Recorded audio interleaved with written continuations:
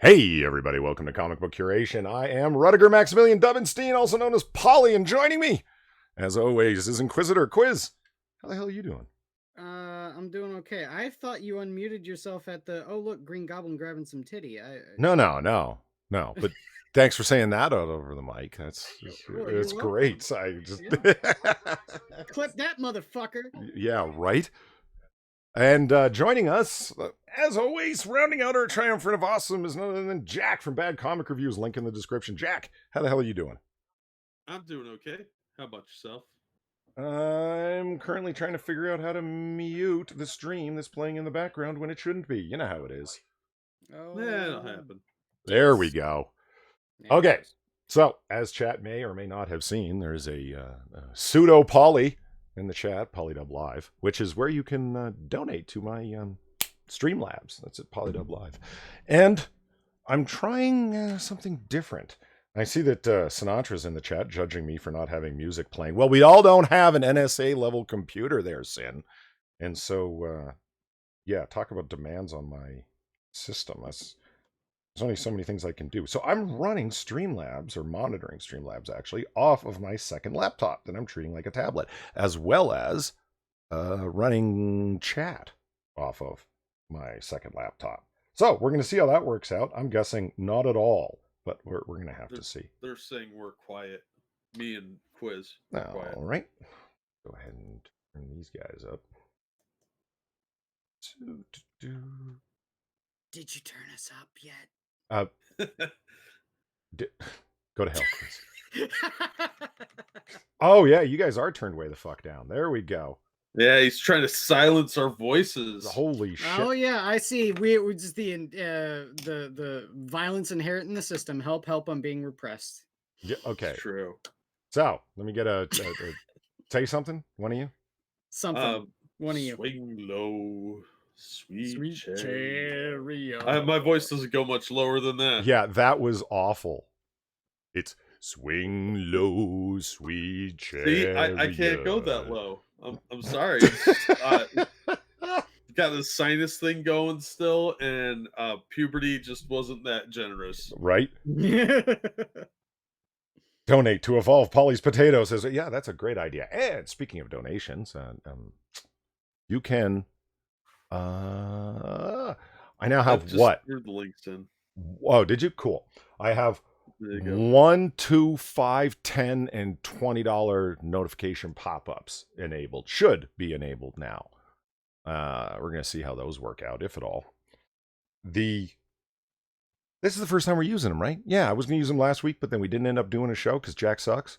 Yeah, that's what happened. I don't suck. Twitter sucks because it didn't notify me. Well, you know who actually sucks? I do, because I just realized I didn't tweet out that we're live streaming. No, you didn't. But I shared the link on my Twitters. Well, thank you, Jack. I appreciate that. See these amateurs that I have to work with around here? Don't work with animals, kids, or Polly. It's a standard in the industry. It's Jack. Pity me, chat. Pity me. Holy shit. Okay, so we're nerds here, right? We're all comfortable and we own that, right? Where are you going with this? I bet you Quiz is going to be the first one to be able to answer this question. What month is it, Quiz?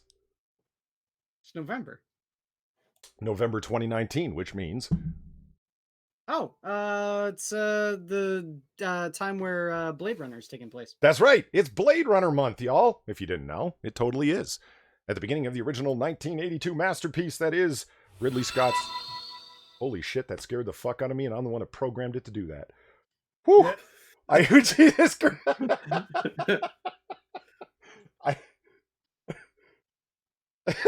Jesus fucking Christ, that was hilarious. Holy shit, that's loud. Lion Patriot, thank you very much for the $5 for the Tater Fund. Greatly appreciate it. And he got the gif where Spider-Man is kicking the jihadi right in the ass. That's all well and good, yeah. So much like Captain America is constantly being lauded as a Nazi puncher, Spider-Man is a jihadi ass kicker. Let it be known. Does he hang out with a dog named Conan? Nobody's nice to animals, so I'm going to say that he approves of Conan's actions. Everybody approves of Conan's actions except the kids that were blown up by the terrorist. Yeah. The You know who definitely loves animals is Rorschach. I know so because it was in a Happy Harry cartoon. yeah. Oh. The so what was it? Oh yeah, so Peter, yeah, he got that it was Blade Runner, and it is Blade Runner. BG says Blade Runner lied. LA is much dirtier than in the film. Okay, well played. Well played. Yeah, that's what I was saying. For those of you who don't know, in the 1982 masterpiece, the opening title crawl, expository crawl, whatever you want to call it, when they're explaining who replicants are and that they're only allowed to be off-world. Earth for human skin jobs, stay away. It names the date as November 2019. So here we are. Welcome to the future, everyone. Where's my flying car?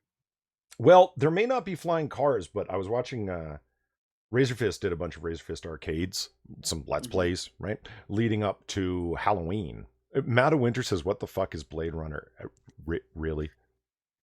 Matta, you need to go and watch that movie because it's a classic. It's Yeah. It's really, really good. And actually, I have no shame in admitting it. I'm a Johnny come lately to Blade Runner.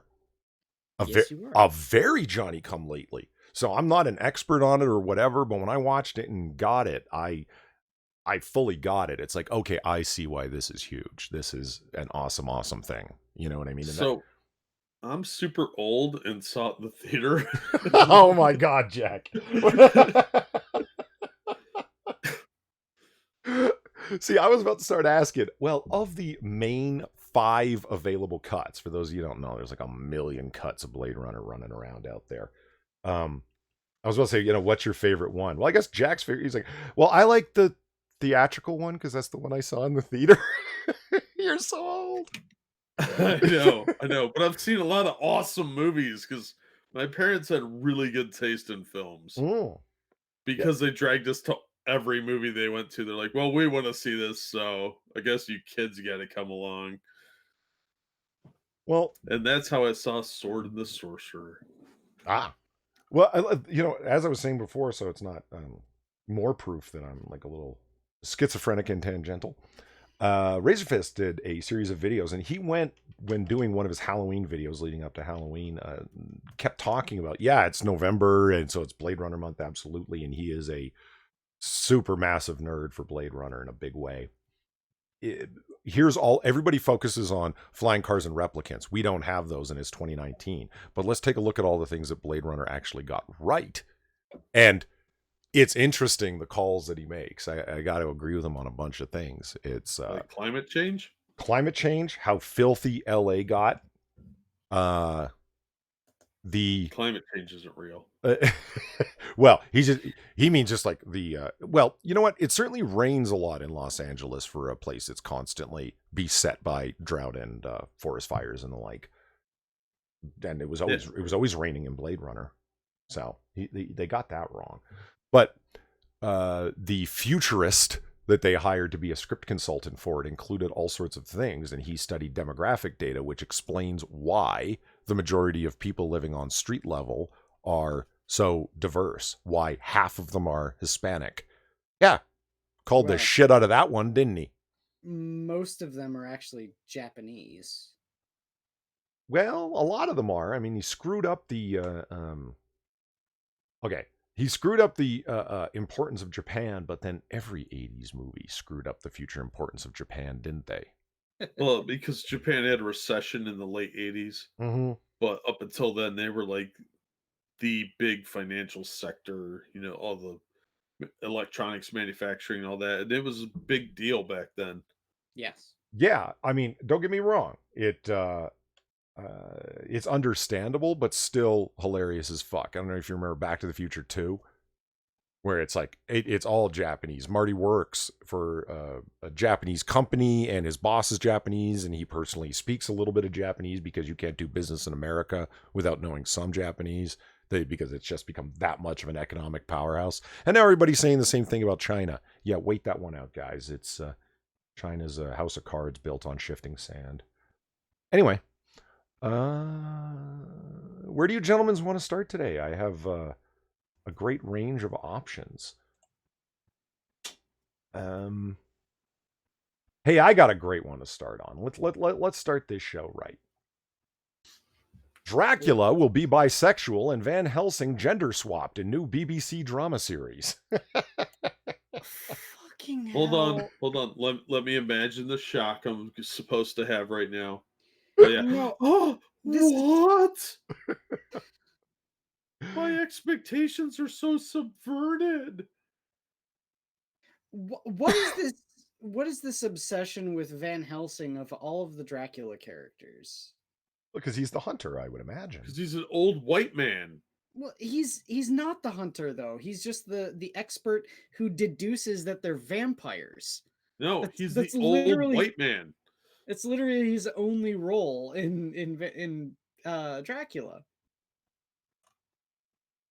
Look, this is obviously one of those things where they thought they were owning the conservatives or something, because it's the BBC and they're not original at all. But the way they could have One at a time, guys. One at a time. It's super annoying because I'm a really huge fan of Dracula.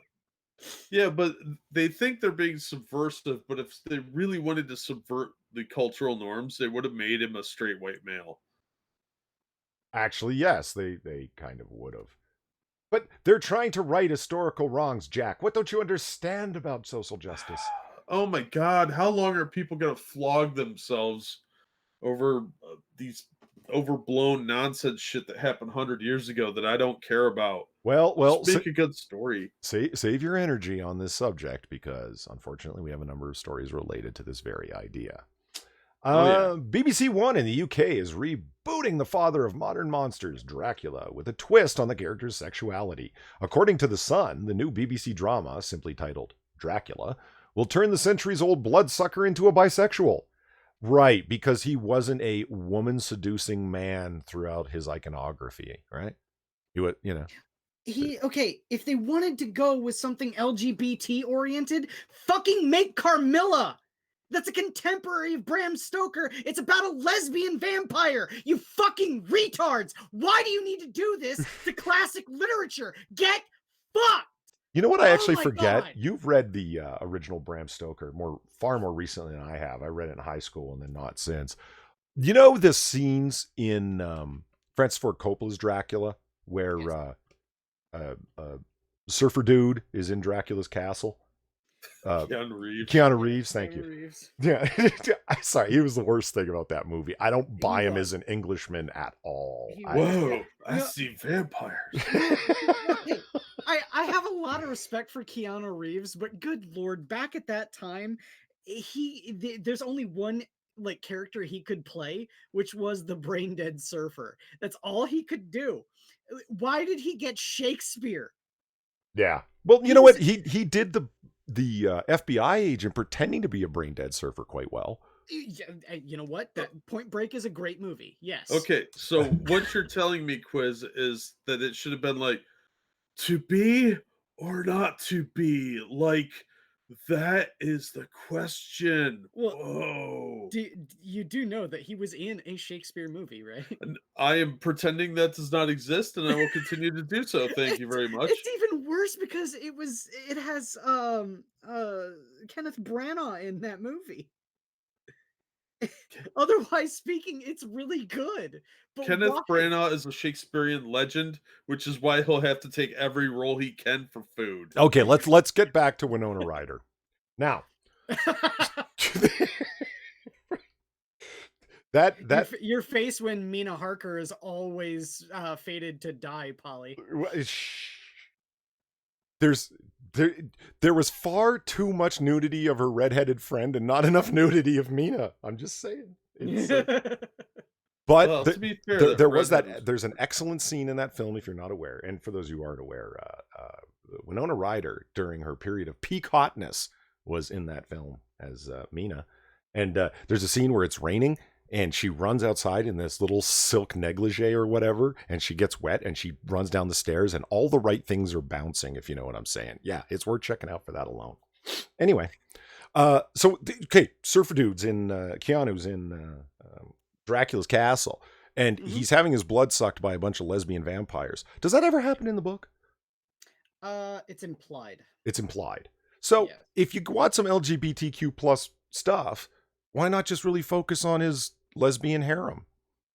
Well, they weren't necessarily lesbians at all either, because I mean, remember they were eating a man, there was vampire mythos, up to like the earlier, sort of folk tales that people would tell each other and perpetuate the myth, and then eventually written by Bram Stoker into Dracula. Uh, the entirety of it is there's supposed to be this sort of way to describe it.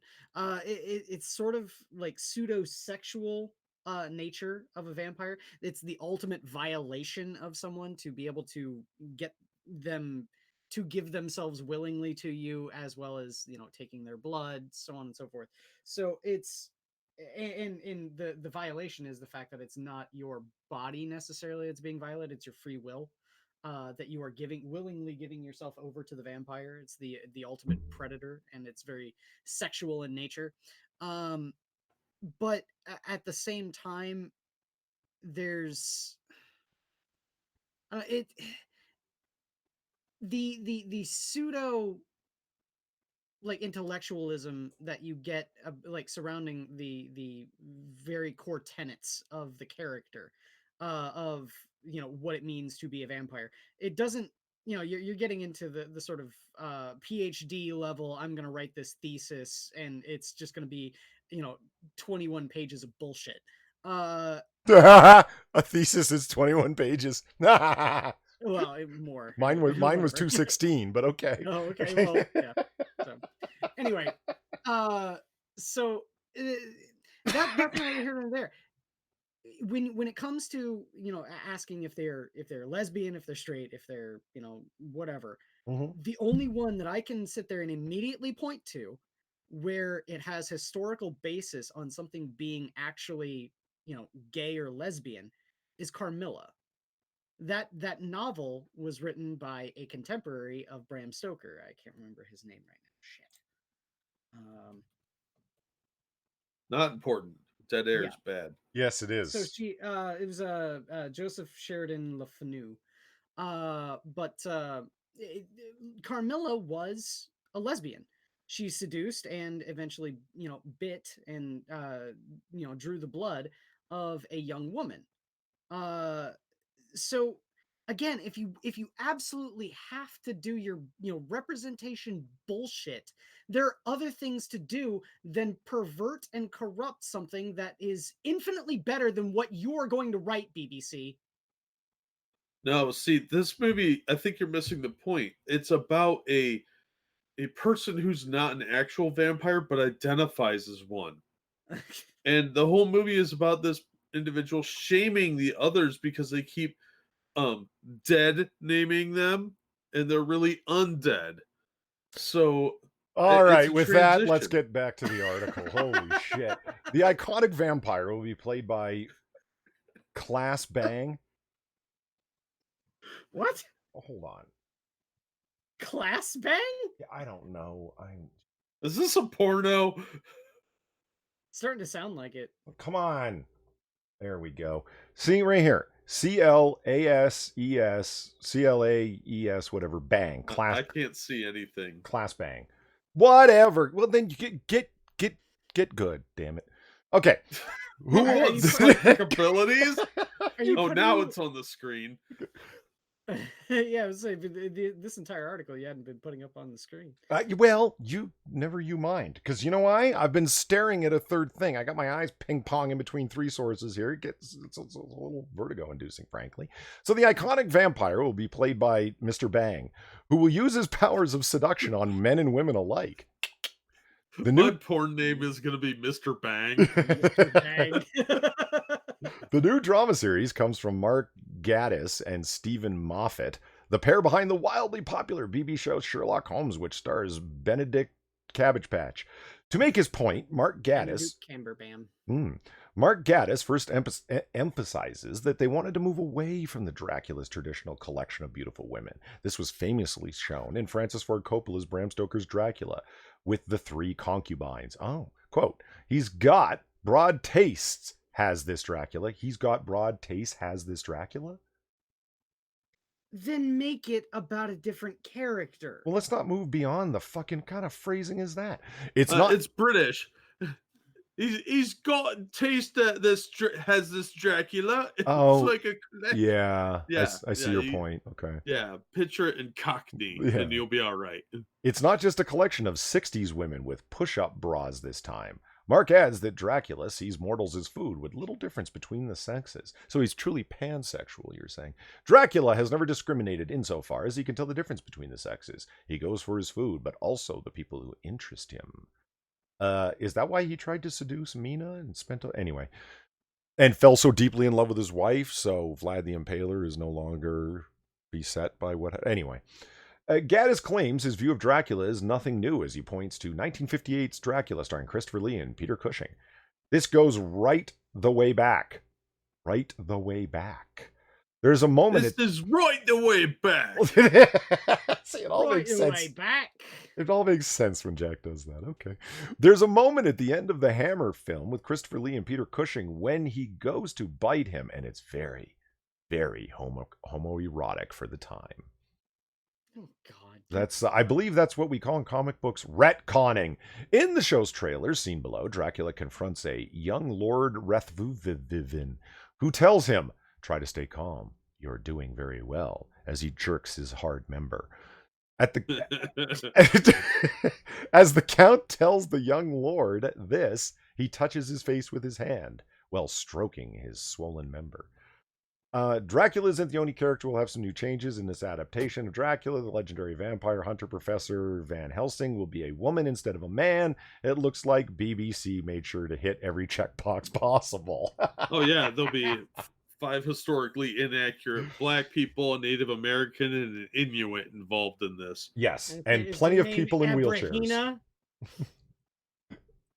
So there's that. We got, and that is not the only flip for the fuck BBC. Now, as Assassin pointed out in the chat, they're putting Monica Bellucci out of work, and that's not okay. You know what? Monica Bellucci. There's a sexy woman I haven't thought about in a while. Mm-hmm. And they're stealing her jobs. They took her jobs. See, that, by the way, was my largest complaint about The Last Passion of Christ. Or the Last Passion. I just mixed 2 movie titles there, didn't I? The Passion yes, you did. I was going to let it slide, but here we are. The Last Passion of Christ. Shut up.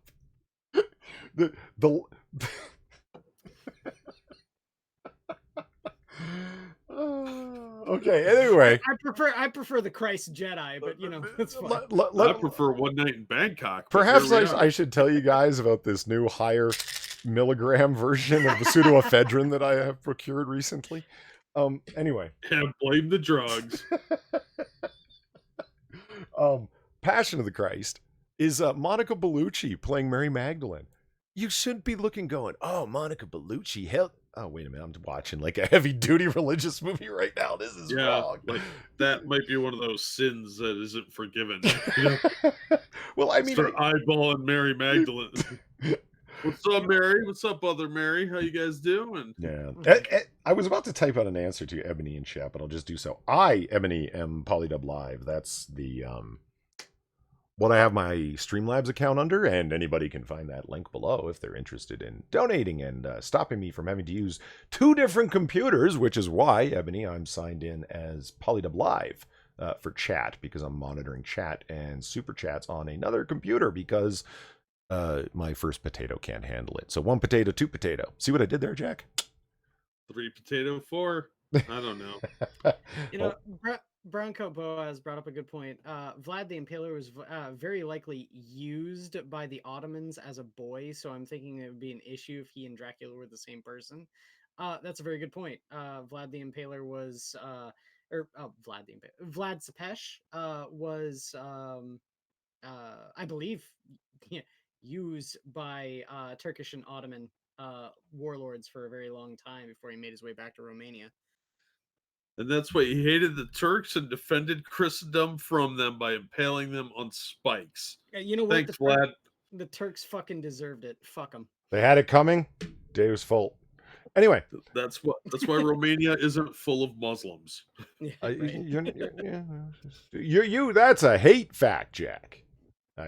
Of you, of all people, to utter one. Hey, that dude is a hero in those parts. Oh, they yeah. love that guy. Yeah, they've got many a historical figure that is not exactly politically correct that they idolize.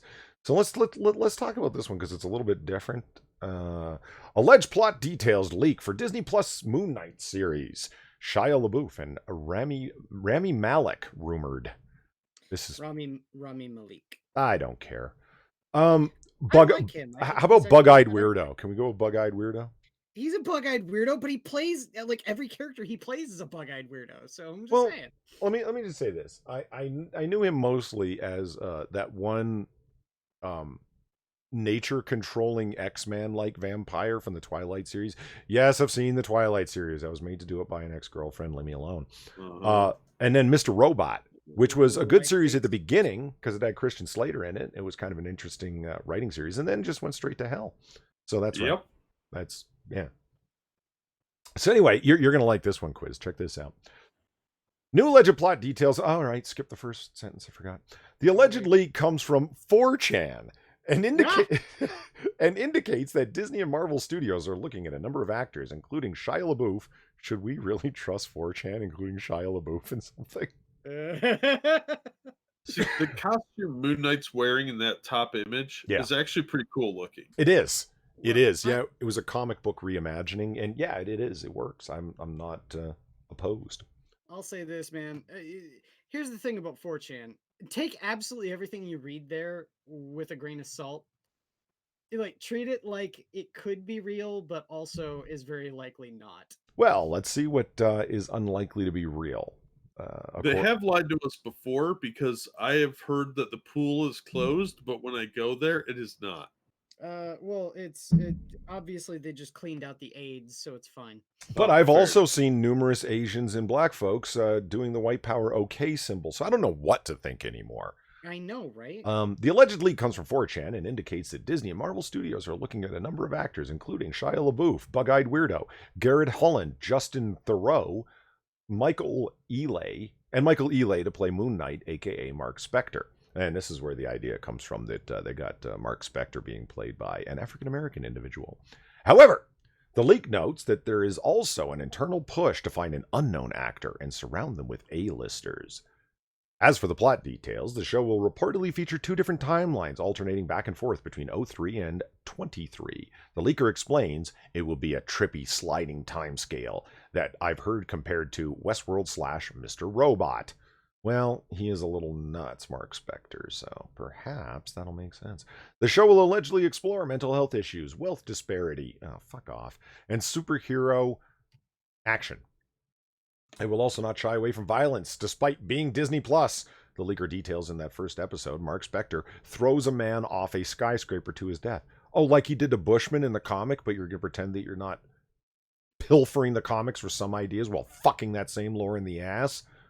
They also detail the series will adapt Warren Ellis's run on the book. Oh, yeah, well, there you go. In fact, the leaker notes that Spector's classic costume and the Mr. Knight persona will appear in the series. That could be interesting. Let's put it this way. At least they're not using the Max Bemis run. Yeah. Well, good luck with that one, Polly, when you get to that. Well, I've read selected issues from it, but I haven't gotten up to it to read it cover to cover as I'm slowly moving through all of the Moon Knights. So now, what if? I'm just saying, that guy is another guy that, just like Zoe Quinn that I was talking about before we went live. So What if the black actor is actually one of the personalities of Mark Spector? So he thinks he's a black man. Oh my God, that would be delicious. Like, that would actually be fun. But It could be. but see, That would Jack, be- That's the ultimate cultural appropriation, though. yeah, exactly. That would be wearing blackface. Like, I would love to see that. Like, one of his personas is not a cab driver, like, you know, in the series, but like a bum. And another one is a well-to-do Wall Street black man. And another one is like disparity in things. You know what I mean? That would be wild. Like, the black man wakes up and he's like, why am I not on the stock trading floor, but in a bum's clothes? He doesn't know how he got there. Yeah, that might be interesting, but God forbid the series actually be good, right? Anyway, We don't know. It's not out yet, so don't judge it before it's come out. But at the same time, fuck Disney and fuck Marvel. well, this is good. Remember I said Bushman, he had already done that, thrown him off the roof. There is some reason to doubt that there's some reason to doubt this leaker, as they note the main villain will be Bushmaster. Marvel Comics fans know that Bushmaster is primarily an Iron Fist and Luke Cage villain. It was recently the main villain of Luke Cage on season 2 of Netflix. I wouldn't know, I didn't watch it. However, it's more than likely this could be a simple spelling error, as previous rumors indicated longtime Moon Knight villain Bushman would be the primary villain. And it's like, yeah, did you just kind of like hear Bushman and went with Bushmaster because you had recently seen Beastmaster? Like, They probably had seen Luke Cage season 2. Yeah, did they like? Is it an honest just sort of fuck up on the leaker's part, or are you just like Beastmaster? That's a deep cut reference there, Polly. I'm not gonna let that one go. Well, I somehow had to connect Bushman and Bushmaster and make it make sense with an obscure reference, and that's the best I can do. So yeah, that's what's going on. I don't know what to think about Moon Knight. I just considering. I mean, you guys heard me say it last time, right? When you got Miss Marvel and She-Hulk, and so you got a green woman who's a strong, independent woman who could rip apart any man. So thus, obviously, doesn't need any man. And you've got a Muslim teenage embiggening female superhero, and then you got straight white cis male Mark Spector. One of these things is unlike the other. Why would you include Moon Knight in that run? That's not very woke of you. So when I hear ideas like they're ethnicity flipping him, I don't know, maybe it's cynical, but I'm quick to believe it. Because, you know, we are doing the woke run right now. If you're doing Miss Marvel, nobody likes Miss Marvel. The comics never sell. If it wasn't for Sana Amanat, it would have been gone. It's just because that character is her little pet project, her self-insert. You know what I mean? So she keeps it going even though no one buys it. Well, if that's the case, then what's the excuse for Gwenpool and Spider-Gwen? Because Heather Antos isn't there anymore. No, but her creator is. Yeah. I mean, that was a trick to flirt with Heather Antos, not a creation of Heather Antos, right? Yeah. And we're getting a little inside baseball here. Let's but speaking of Miss Marvel there, where is it? You should embiggen it, and then you'll find it faster. Yeah. So I will open Wonder Woman. He just completely ignores you, Jack. You get used to it. It's like being at a family reunion. Wonder Woman and Miss Marvel writer G. Willow Wilson shares throw out the whole man gif. And when this picture comes up on the screen, you guys will see what I mean. Just look how incredibly stupid the embiggening powers look for Miss Marvel. I hate that it's called embiggening. Like, it was that Simpsons reference wasn't funny then. It's less funny now. Yeah. I get you, and I agree with you. It's like, look at that super oversized man hand. Or whatever the fuck. She's got like Paul Bunyan fists. It's weird. Anyway. Looks like she's going to give a hand job to a giant. Is that the video game? Yeah. Miss Marvel? Oh, it looks so terrible. Yeah. Everything about that video game looks awful. Yeah. Well, wait to hear what gets said about it here. DC Comics Wonder Woman writer and former Marvel Comics Miss Marvel writer G. Willow Wilson shared a GIF from the upcoming Marvel's Avengers game, which she titled "Throw Out the Whole Man." Fucking men. The GIF, Fucking men.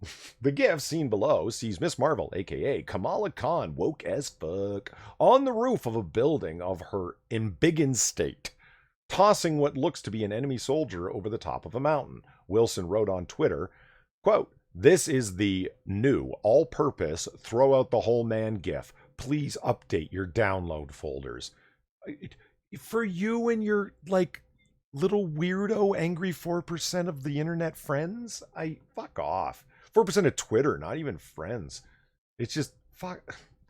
Anyway, like, I'll wait for this to update. Kamala Khan, aka Miss Marvel, will be the main character in Marvel's Avengers that is being developed by Crystal Dynamics and Square Enix. Character. Yeah, you didn't know that? No. Oh, yeah. And Square Enix exclusively for PlayStation 4. Wait a minute, Oh, man. isn't 5 getting ready to come out? If only no, no, it's not. Oh. If Square Enix didn't already fail hard enough with the Final Fantasy remakes, and they're remaking the shitty Final Fantasies, yeah, fight me, internet. I don't give a shit. Final Fantasy 7 is trash. They're gonna put all of their eggs in the Marvel basket. Oh my god, Square Enix can't go bankrupt soon enough. Fuck them. Okay, so get this. The announcement was made at New York Comic Con in the beginning of October. Not only will Khan be the main character of the game, but given the description of her character's actual combat abilities from Crystal Dynamics lead combat designer Vince Napoli, she will be massively overpowered as well. Napoli began his description of Khan's combat abilities as the premier melee combat in the game. He stated, "Of all the superheroes in Marvel's Avengers, Miss Marvel takes the crown when it comes to pure melee combat. However, it's not just melee combat that she will excel at. He details that she will also have, quote, complete control over the battlefield in a way that no other hero can match." Her, What, did she plant IEDs everywhere? well, get this. Played at her most optimal level, her suicide vest will enable her to kill anyone. I'm kidding, it doesn't say that. Played at her most optimal level, Kamala has complete control over the battlefield in a way that no other hero can match. Her ranged polymorphic ability, in particular, allows her to grab and manipulate enemies by moving them around in every dimension.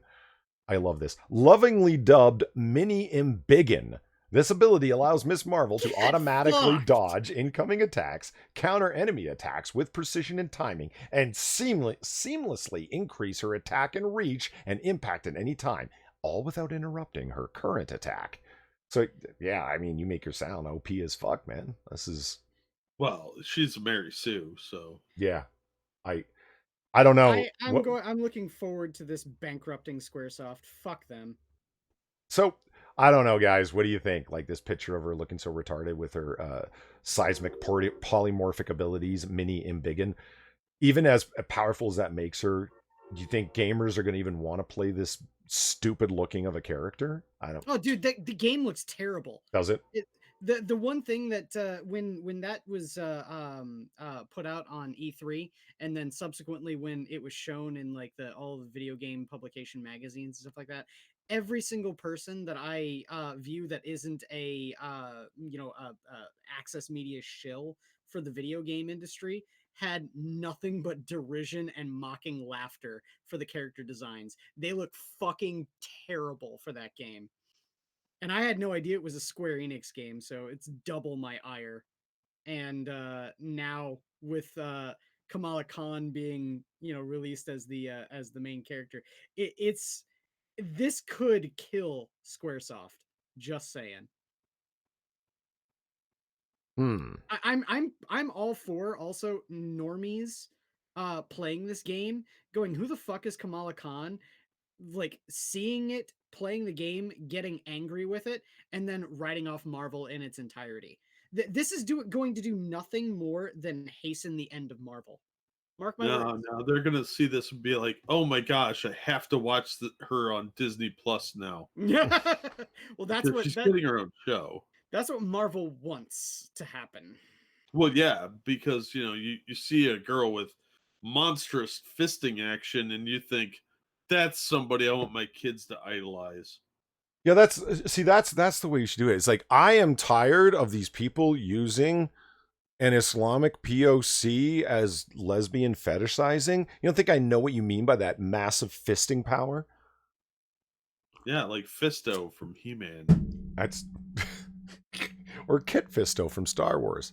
I know what Yeah. you were doing. He's got a tentacle head. Yeah, someone's been watching tentacle hentai, looking at you, George Lucas. Anyway, No, it was that writer Eisenhorn or something. He was looking at tentacle porn because he showed a screen cap. Remember? Oh, that would be Eichenwald. Kurt Eichenwald. Yeah, oh Eichenwald, that yeah, guy. there's a name I haven't heard of. Yeah, but he's not the one who created a character named Kit Fisto with a bunch of hentai tentacles coming out of his Well, I head. don't think he quite put that together because he's a boomer. But yeah, you're not wrong. So let's talk about how currently deluded Rian Johnson is. Rumor: Rian Johnson out at Lucasfilm and Star Wars. He says it's not true, that he's still got his trilogy coming. And it's just like, man, does anyone care at this point? Well, his head is so perfectly spherical that it takes a little longer for thoughts to process. Like, for those of you who don't know, Rian Johnson, lovingly nicknamed Roundhead Rian Johnson, as you can see, his head is virtually a sphere. He was the writer and director of Star Wars: The Last Jedi, which was terrible and awful. And of course, because it was terrible and awful, and before it had even come out and people knew that it was terrible and awful, Kathleen Kennedy offered him to be the writer and director for a new Star Wars trilogy following The Last Jedi. And even after the lower than expected box office returns that they got and the fan backlash from the angry alt-writers, I'm told, he still keeps maintaining that this trilogy is happening, even though multiple sources say, no, what the fuck are you talking about? It's not happening. So, well, this article, though, gets into some funny stuff that I had never heard of before. The rumor comes from TiVo at Lords of the Long Box, and his source is The Black Knight. Okay, listen, I'm a nerd, but y'all are on some deep shit. I don't even know who the fuck these people are. TiVo reveals, according to several inside sources, some of them at CNN, Rian Johnson's proposed Star Wars trilogy is dead. At Lucasfilm, he continues, after the mixed reaction of The Last Jedi from fans, Johnson's future with the franchise, has been cast into doubt. Where there is smoke, there is fire, it seems. TiVo adds Disney doesn't want any bad publicity or controversy with The Mandalorian about to hit Disney Plus. That is coming in a week from today, November 12th, I believe. They don't want any controversy with The Mandalorian about to hit Disney Plus and Rise of Skywalker in theaters in December. So they're holding off any official announcement until now. So Rian Johnson denies this because the rumor is going back as far as February, at which point Rian Johnson himself tweeted out with his blue check mark, "No, it's not true. I'm still working on the trilogy." I don't know. Is this guy living in delusion? Is he under? No, you read that wrong. No, it's not true. Still working on it. Nice. So, Last of the Jedi, or no, it's Last of the Skywalkers. Yes. To you too, Polly. All right. A separate rumor in September from WDW Pro, I don't know who that is, also indicated Johnson's Star Wars trilogy was done. Okay, blah, blah, blah. So, like, everyone's saying this guy's done. And I mean, everyone, like, that's all the rumors. The only people that are saying he's not done are him and Kathleen Kennedy and official Lucasfilm releases, which are issued by Kathleen Kennedy. So, in other words, just those two. But get this. Johnson Lee recently indicated, I don't care about his lies. Okay, here's the part that I thought was interesting in this article. However, as Ewan McGregor, who played Obi-Wan Kenobi in the prequel trilogy, as Ewan McGregor made abundantly clear, actors and directors lie to the press all the time, especially when it comes to projects they are or are not working on. McGregor revealed to Men's Journal he had been lying for 4 years about reprising his role as Obi-Wan Kenobi. Quote, "It's a fucking massive release because for 4 years I've been having to lie to people about it."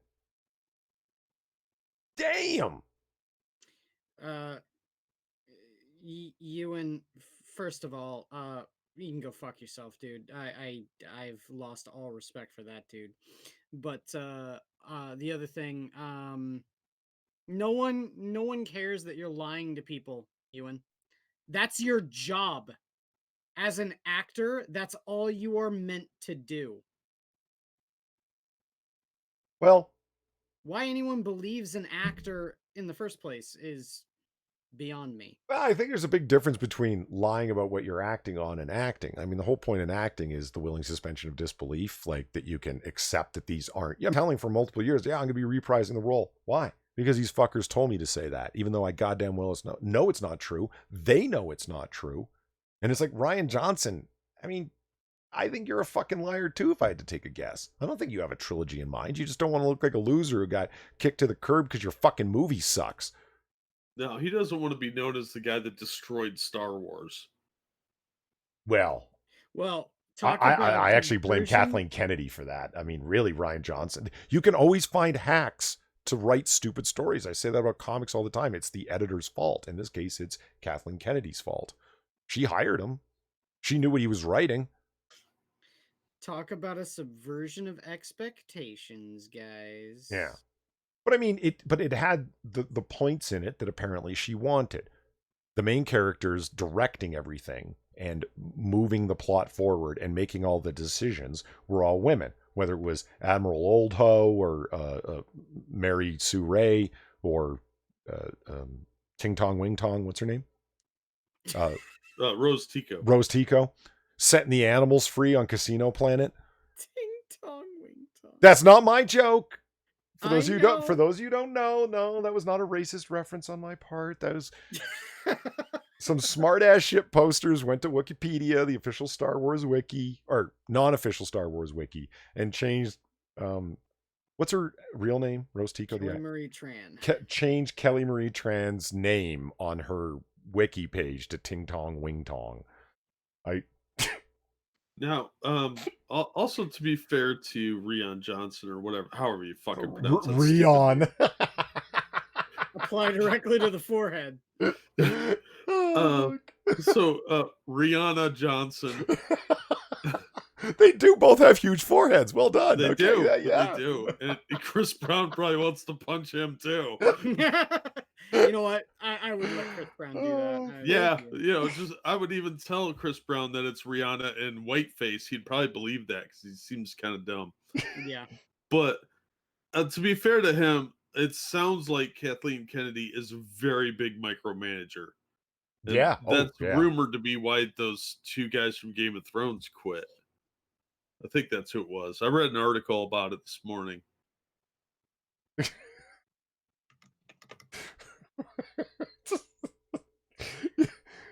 and Ebony Williams is old hoe. See, what's her name? The Jurassic Park lady, the plant biologist. Vice Admiral Gender Studies? Laura Dern. Laura Dern. See, thank you, Jack, because I was just about to say, after Sargon made that video calling her Admiral Gender Studies, everybody picked up on it. And yeah, that's pretty funny, but her name is Admiral Holdo.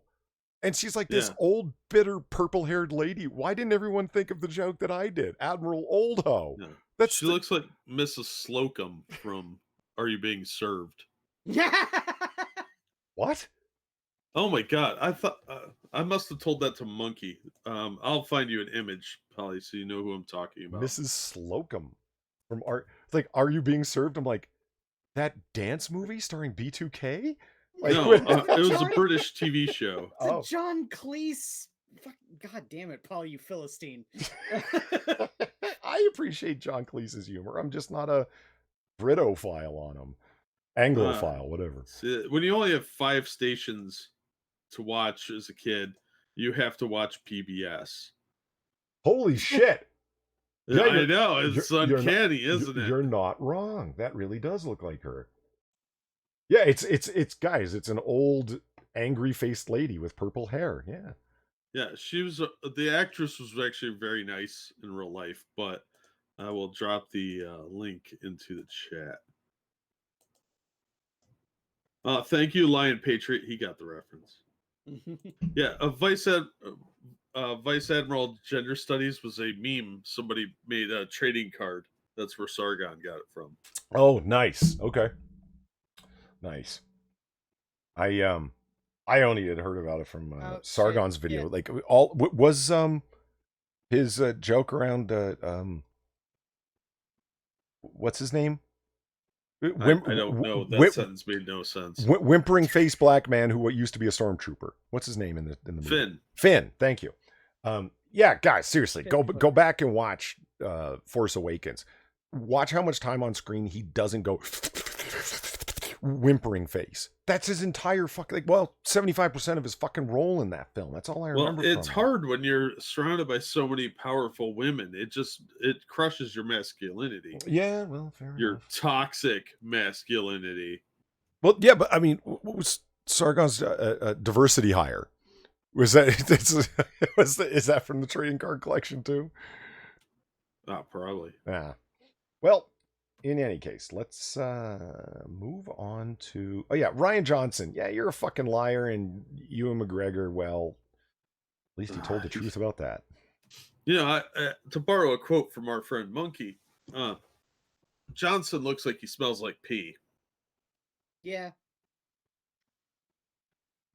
Ryan Johnson, to me, like legitimately, what he looks like is a simpering little spineless kind of guy. That's what I get from him. Yeah, he looks like he begs for sex. Or just asks women if he can jerk off in front of them. Yeah, like that's the type of dude that if I walked into a Victoria's Secret, I might see him sniffing panties. Wow. Okay, so here's a super quick article that I wanted to talk about. Wait, do you disagree with that? That he might be sniffing panties? Yeah. I don't know what he does for hobbies. I was just curious. You seemed very dismissive of my point. It very well might be the case. I'm just saying. I recently watched the original John Carpenter's 78 Halloween because it was Halloween. Yeah, and classic. Yeah, great film. I really liked it. Oh, Far's in chat. Hey, Far. And of course, introducing Jamie Lee Curtis way back in 1978, and she's been playing what's her character's name? Fuck. Strode. Laurie Strode. Thank you. Good memory. Nice. Playing Laurie Strode ever since on a whole bunch of Halloween-y films. But she and this doesn't really relate to comics. I'm going to assume that there was a John Carpenter does write comics. There, it relates. Yeah, he does. Yeah, okay. He wrote the Joker Year of the Villain comic, which everybody should buy. It was fucking great. Yeah. Oh, okay. So it does relate to comics. I just wanted to cover this tweet that Jamie Lee Curtis recently sent out to Donald Trump. Because we don't do politics particularly, but this tweet is just so weird that I wanted to talk about it. Here it is.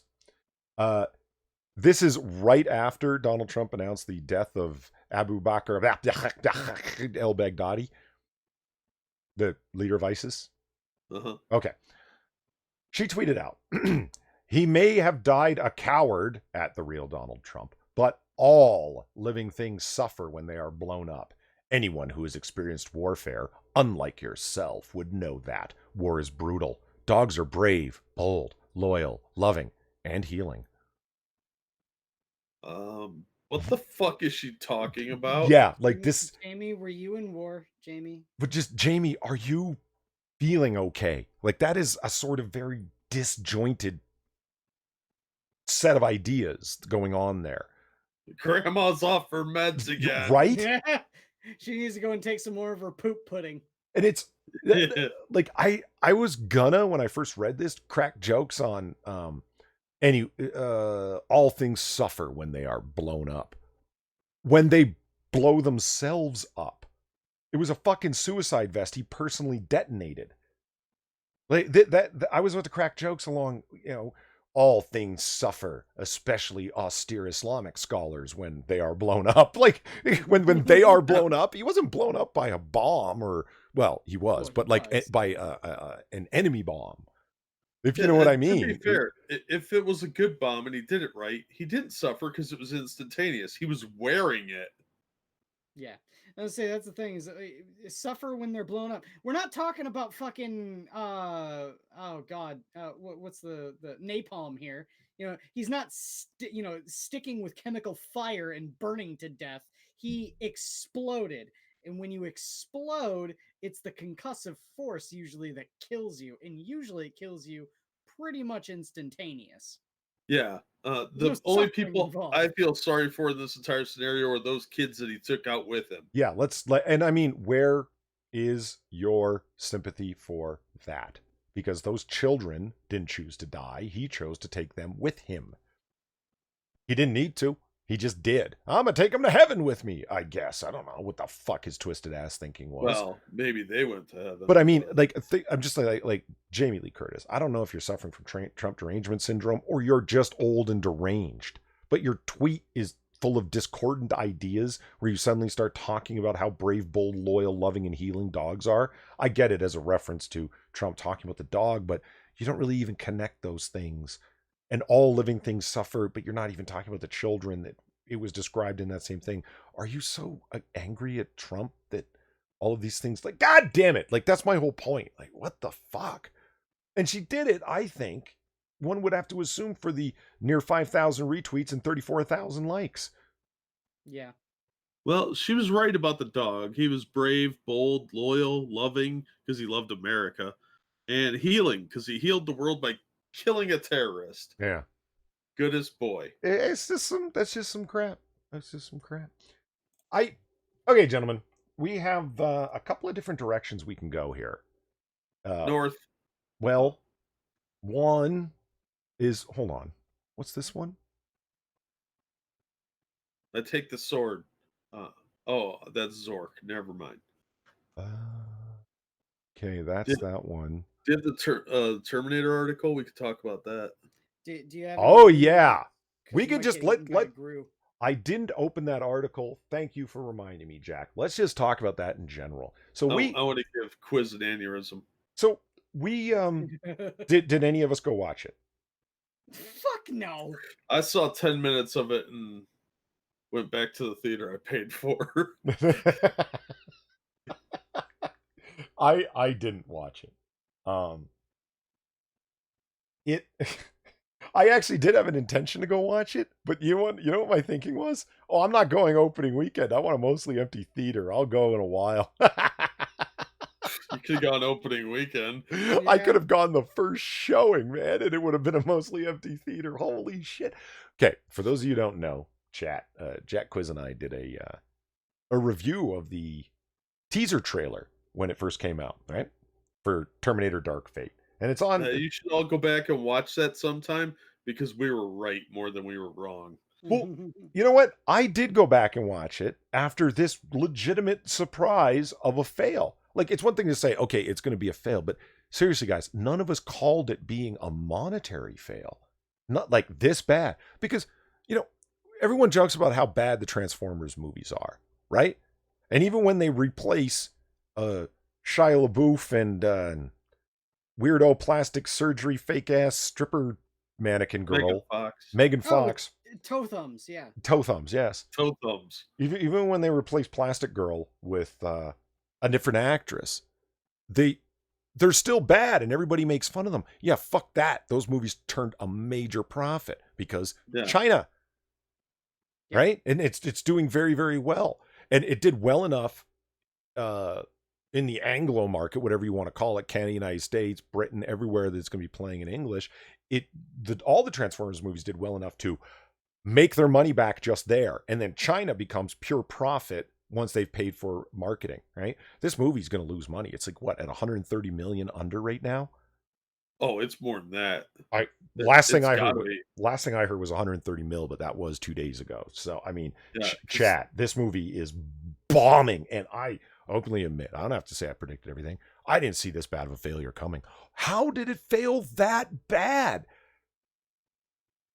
Because it had the LGBT 1000 in there. Okay, then how do you not okay, it's like woke and all about the women, right? But lots of films are woke and about the women. Why did this Yeah. one fail?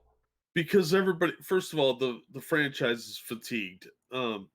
They've had several bad movies in a row that were garbage, soft reboots. The last decent one was Salvation, in my opinion, Yeah. and that was like a C minus. I But Well, see. if you, I'm glad you somewhat agree with me on that. I think people judge Salvation too hard. It's a different vision. It looks very different, and the action sequences are a fuck ton of fun. I'm not saying it's a yeah, great movie. I'm no, saying but it's totally passable and definitely worth your 2 hours. That's what I'm saying. I would watch it if it's on TV, but I'm probably not going to seek it out. Yeah, yeah. But people talk Now, about, oh, it sucks, and I'm like, no, it doesn't. You don't have to hate everything. That movie is just passable. It's okay. I wish it was better, but it's pretty good. You know. but this movie, the trailer sucked. It Yeah, it did. told you nothing, and all the leaks really hurt it because we all knew kind of what was going to happen, and you had the gender, ambiguous Herminator. You had Consuela. Herminator. The Herminator. He Oh, you says. haven't heard that one? No, I Somebody threw haven't. that out, and I was like, "Huh." I still like the LGBT 1000 though. Yeah, no shit. It's Um, I'd say I still like ours Terminator. yeah, Terminator, right? Terminator and the T1000. Thank Right, you, right. assassin. The Hispanic guy killing all the ICE agents in the Yeah, immigration center. Yeah, the yeah, exactly. T1000. There was just too much PC nonsense, and then the director coming out and saying that men will be upset by how powerful the women are, or No, no, no. whatever. Misogynists will be destroyed by this. They'll have their minds blown by this, and it's they went right away to alt-right trolls destroyed this movie, and it's Yeah, well, that's wow. the reasons why is the things that the cast and crew were saying were really pushing people away, and just, there was already a small pool to draw from of people that wanted a new Terminator movie to begin with, because Genesis tanked, and nobody really wanted another movie. Nobody called for this, Hmm. and James Cameron's ties to it were tenuous at best. He's working on his Blue Kitty Cat movie that nobody cares about. Yeah, I want to see that one tank next. yeah. Oh man, I hope it does because that first one was so fucking dumb. Evolved Potatoes says, I'm surprised it even got released in China because they usually ban time travel movies. Now, why would that be? It's true. Cultural thing, probably. It gives people hope they could go to a better time in China. I mean, I could come up with a bunch of communist ideology reasons for it. I'm just wondering if they're actually accurate. Oh, I'm sure they probably are. They don't do a lot of superstition stuff either, so they have a lot of goofy rules. But I get it; they're communists, so they have to control population thinking somehow. But yeah, I just don't see this movie. We even said this wasn't going to be a good movie. Yeah. What's I know you gave it more credit than we were willing to, Polly, but Yeah.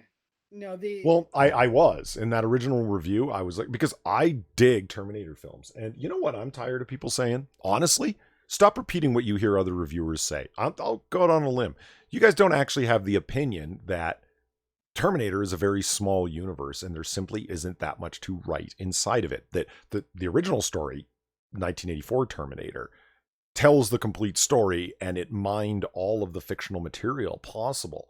I've heard a whole fuck ton of reviewers say that, and I no, think there's a and lot I of potential for the franchise. They fuck just yes, I they think don't they're have all the vision to do it. I think they're Instead, all they just keep repeating each other's fucking words, and stop fucking doing that. Just because you hear someone say something insightful doesn't mean you have to fucking repeat it. But yes, Jack, I agree. If you're a good writer, there's lots you can.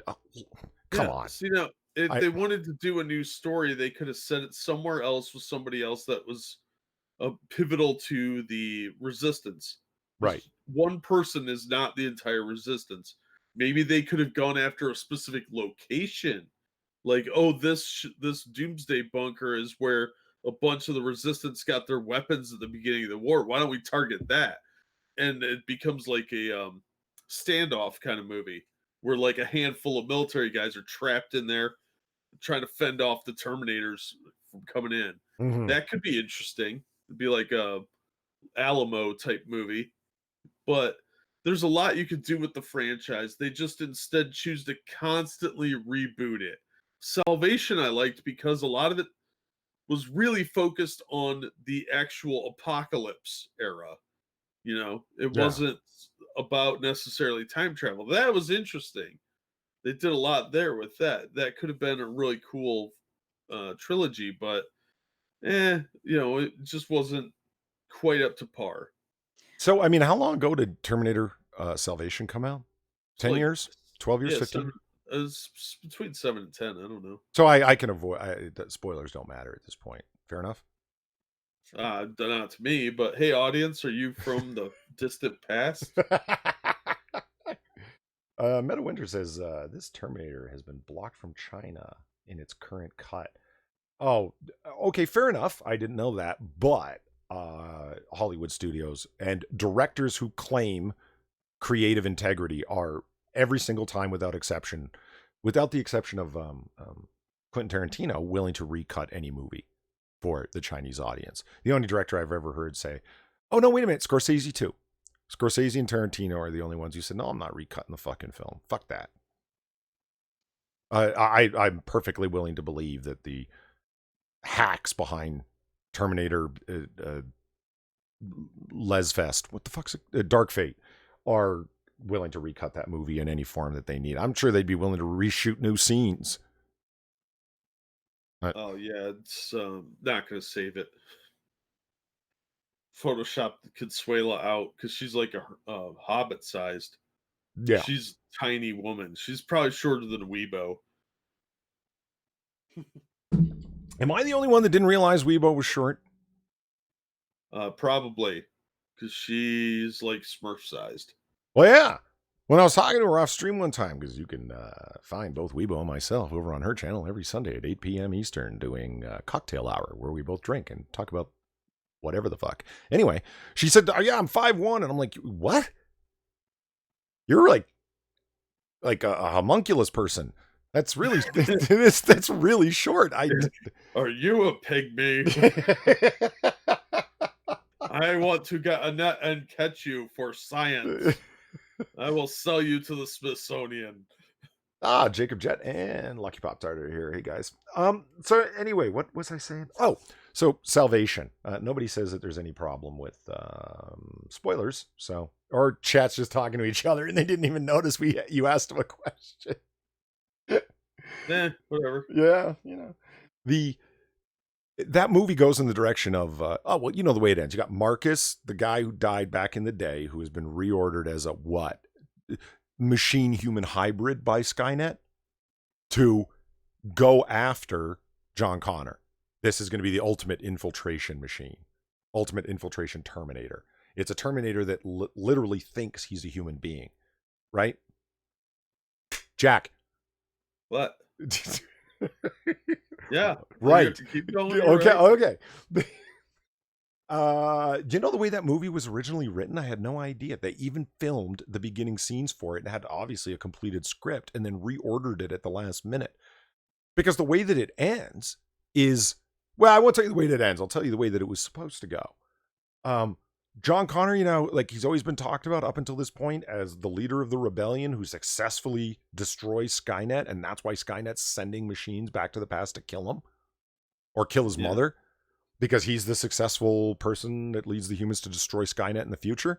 The original story is all the same, except for it turns out that John Connor was never the guy who led the revolution. He wasn't anything he was cracked up to be. What happens is John Connor dies. Marcus decides that he wants to live as a human, even though he knows he's a machine. Like he finds out he's a machine, and he takes John Connor's face, John Woo Face-Off style, and puts it on his own and becomes John Connor, who goes on to lead the humans to destroy Skynet. That's why he's such a successful general and why he's so good at what he does and never gets killed himself, because he's super powerful hybrid man. Yeah, that's stupid. Right? But that's a wild fucking story, right? Like they went full Face-Off with it. For those of you who haven't seen 1997's masterpiece, which is Face Off, Oh, starring God, that movie sucks. What? Movie's terrible. Just I because It's wanna got two of the worst actors in the world, Nick Cage and John Travolta. I want to take his face off. okay. Yeah, they don't even have the same body types. Well, you know what? It calls for a complete suspension of disbelief. I admit it. Complete suspension of disbelief. Complete suspension of disbelief. Yeah. You might as well pluck out your eyes and jam in your eardrums because that movie fucking's terrible. It makes no sense. There's doves flying around because John Woo's a weirdo. Terrible. You know Movie what? was stupid. You make all the gun food. They're like 3 feet away from each other, not hitting. You hold on now. Hold on one fucking minute. You go ahead and make fun of Travolta and Cage as much as you want, but you leave John Woo out of your ranting, sir. The man is a brilliant genius. He's a brilliant genius when he's doing movies in Asia.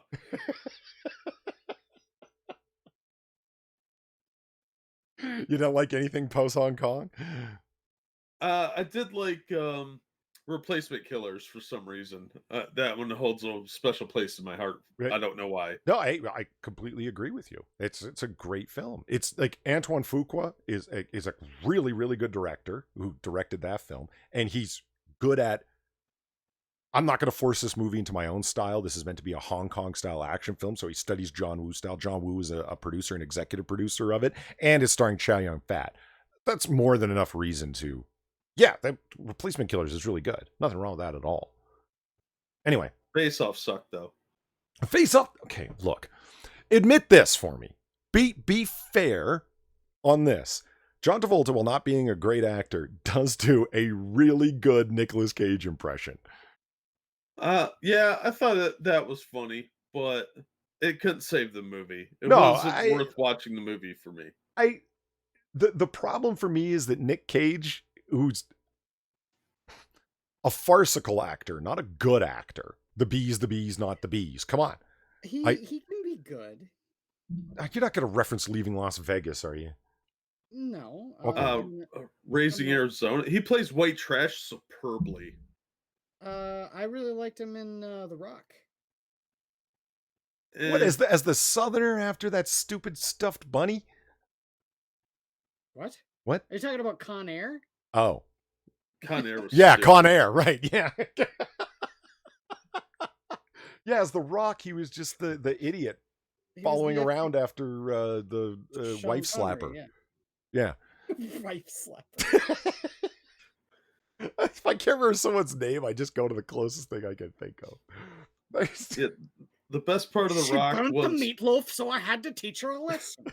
Best part of The Rock was James Bond in Alcatraz. That was it. Ed O'Neill was good. Nicolas Cage is easily replaced in most of the movies he's in. There's a few movies where he's really good when he plays carnies or drunks. I liked him in Ghost Rider.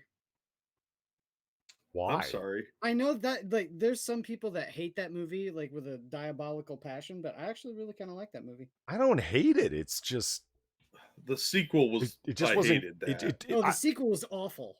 The sequel was awful. I don't remember it until someone brings it up or something very particular reminds me of it. It's just both of them are just incredibly forgettable. Polly, that's called trauma. Ghost Rider looked awesome. I view Ghost Rider in the same vein as the Blade movies. No. See, the Ghost Rider, the character of Ghost Rider looked awesome. Everything else was dumb. So any scene that didn't have a flaming skeleton in it was kind of a waste in that film. He should just been that the entire movie. Agree to disagree. I like that. Yeah, movie. I mean, I didn't hate it. That it's not his worst movie. It just wasn't his best one. Adaptation is Nicolas Cage's best movie where he's actually acting. Browncoat Boaz just sent me this on Twitter. So anyway, go on. What about 3mm? Or sorry, 8mm? He was kind of whiny when he's like calling the lady, like, "What do you want me to do? What do you want me to do?" That movie was fantastic. He was murdering a man. Yeah? Well, He don't be such a bitch about it. he was way murdering a man. Weighing. Weighing. Oh. I don't even know what fucking movie you're talking about. I didn't Do you not know about that one? You should. I think you'd really like 8mm. Cinema Snob always says how great 8mm was. Essentially, His favorite movie is fucking Caligula. I know. Caligula. Uh, Come on. You take. Well, no, that movie is fantastic. It's all about. Oh yeah, you like that anal fisting scene? Did you? No, I'm not talking fucking Caligula. I'm Oh, talking about 8mm. 8mm. Essentially, the plot behind it is Nicolas Cage plays a private investigator that's hired to find out whether this snuff film that this old rich white woman found in a safe that was her dead husband's, was real or not, and he finds out it is. And he starts to develop a relationship with the dead girl's mother. And at one point, he has one of the murderers tied up in like a warehouse, and he calls her asking, do you want me to get revenge for your daughter? I need to. Yeah, and his mother was crying, and she says, yeah. And so he goes in there and beats a man to death with his handgun. So, Yeah, but he cried like a bitch on the phone. Like, dude, you it's a just good watched movie. you watched a film of a chick dying, and you got the guy that did it, and you could get away with killing him, and you're sitting there like, oh, we gotta make a phone call. It was a Yeah. good movie. You're just being fucking. No, I didn't like that. I liked parts of that movie. so back on comic books. You guys see the image that's up on Stream, right? I'm sorry? You Yeah, got that's a sweet picture. that's Booster Gold, right? No, it's not. It's Invincible. Okay, because Bronco Boa says I don't understand what's going on in that pic. Who the fuck's Invincible? It's an Written image by- character. There's a shitty artist. Drew it. I don't know. He's written by. It's the guy that was doing Amazing Spider-Man. It was Nick Spencer at the beginning of the new run. Oh, He's written by Kirkman, a guy who wrote Walking Dead. well, that would explain why. And yeah, obviously he's invincible because Usagi's sword is all crumpling up on him. Yeah, it's an interesting take on Usagi to have him. I like anything Usagi, generally speaking. That's a weird interpretation of him being like such long arms and legs, like anthropomorphized so differently. But I dig it. I like the image, but it's missing one thing, and that's a little caption from Invincible that says "Tricks are for kids." Jesus. Oh, so before we move on to our sadly our final series of articles, and not sad because they're final, but just because, oh god, I'm not really looking forward to getting into it, honestly. We're gonna enjoy a little laugh at what Polly spends his money on, unfortunately. Oh, no. Did you buy another fucking Silver Surfer? Shut up. Dude, you should really listen to us occasionally. I bought the final 5th issue. It was a miniseries, only 5 issues. Trad Moore's psychedelic venture into Silver Surfer, called Silver Surfer Black, and here it is, issue number 5. Came out last week, and guys, this actually, let me switch to. Dude, I keep buying this, but the album isn't in there. What? It looks like an album cover. Yeah, I guess it sort of does. Look, does he draw through like funhouse mirror glasses? Yeah, like this. To him? You know what's going on this cover? Like, I mean, we talked about how Trad Moore just does a lot of pinup art, right? Uh-huh. This is his attempt at like having like this is the last issue, number 5, so he's gonna do like the epic cover, and it's like he's gone full fucking pinup. You know what I mean? Also, keep in mind that I showed this to Zelthor, and he was like, "Hey, that's kind of cool," and I'm like, "Oh, well, I guess we've got radically different tastes, and it has to appeal to somebody, obviously." But yeah, I said, it would look cool on a '70s metal album. Well, wait till the first page here that I showed you comes up. I don't want to. I think you may need to take this stream down and re-upload it and put a big old black box there on the bottom right-hand corner there, because that's a massive penis. I think that's his right knee. I know. Are you sure? Because I don't actually know that. I just thought it was his knee. Yeah. What the shit is this? Yeah, you see it now? This is the first page. Oh God. Does he do a lot of acid? What's going on here? And I mean, like, we've talked about him multiple times before. Tradmore is an artist's artist, right? Your boy Yeah. Zach mentioned that. It's a wild and crazy style, and artists love how out of step with the norm that it is. But nobody else wants this. The story itself, and it's like, why do you keep buying it? Because the story is not that bad. And I'm trying to read through the art to a story that's actually pretty good. And it's just tough, guys.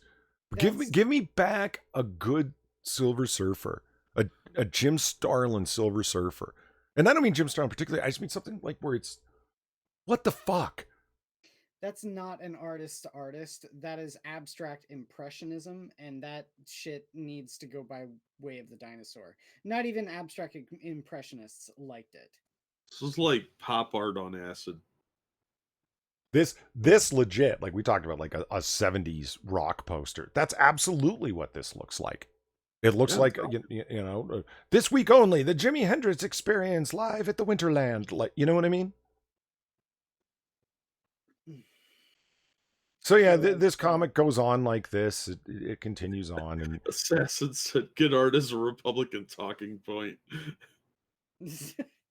Like, look, you guys will see what I mean when it comes up. Third panel down, the series of weirdo kissing lips in an infinite regress. I don't know what the fuck that's supposed to be. It's just page after page of fuckery. And when you read your way through it, you're like, oh, I see the story that's going on behind this mess pot of potpourri fuckery. I don't know what else to call it. I mean, look at this 2-page spread. Come on.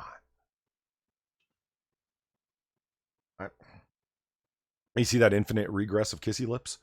Yeah. Yeah. Oh my God. Yeah, dude. This is not a comic book. No, this is a series of pinups. This is a gallery portfolio. Like, this isn't like some super wacky, isolated, elitist art school senior project. Yeah. Not even, man, because these are the sorts of people that, like, at least when I was going to art school, that people would fucking rebuke, reject, and make fun of. Yeah, of all potato ass. So these books have a plot, or is it just an acid trip? No, it's got a legit plot. It's written in the way like Silver Surfer, because he is so powerful and he's like a cosmic being. You know what I mean? Is the sentinel of the spaceways. Like, basically, he flies from place to place and gets in adventures. In short, but Silver Surfer has become a very distanced, remote guy, because he's so much more powerful than everybody else, and he knows that he's immortal. He's going to outlive everyone else. So he takes a very meta view of everything, if you know what I mean. He's got a very detached philosophical approach. So the stories are written in that way. And this story falls in line with that. He's having like a dark night of the soul as somebody's trying to bend his mind, as somebody's trying to break his spirit. And he refuses to succumb to it. Classic Silver Surfer storyline. But to bring on this Tradmore guy, I mean, bad fail. Bad fail. Disappointing from a long-time Silver Surfer fan. So there's that. But, hey, I've been duped for the last time, guys. It's over with now. Until the next Silver Surfer comic comes out. Not if I won't be doing it again. And it's like, oh, that Tradmore guy was great. Let's put him on a continuing, ongoing series. No, I'm out, man. The only reason I continue on is because I knew it was ending at issue 5. And I don't buy very many comics anymore because I've dwindled down my pull list so far that it's... And I'm just not willing to spend $4, $6, $9 an issue, especially for the ongoing, never-ending number ones. You know what I mean? Speaking of number ones, that's when I came in to buy Excalibur #1. There it is. And Jack, we talked about this. Or no, Oh Quiz, yeah, I sorry. have some We talked thoughts about on this. the X-Men franchise that I would like a moment to go over when we get a chance. Yeah, we can actually do it right here because this Excalibur #1 is an attempt to tie in what's going on in other X titles, especially what's going on over in Britain, and the entire lore written in and around Excalibur from my beloved Rachel Summers, why they wouldn't just pull her out of the X-Men and put her back where she can actually do something and be something. Nope. Polly, that's not how this works. Well, like Jack referenced, the X-Men franchise has been rebooted, and this is no exception. This is an attempt to include it. And look, the endless white pages full of explanatory weird rambling. They're in every comic. The art is actually halfway passable.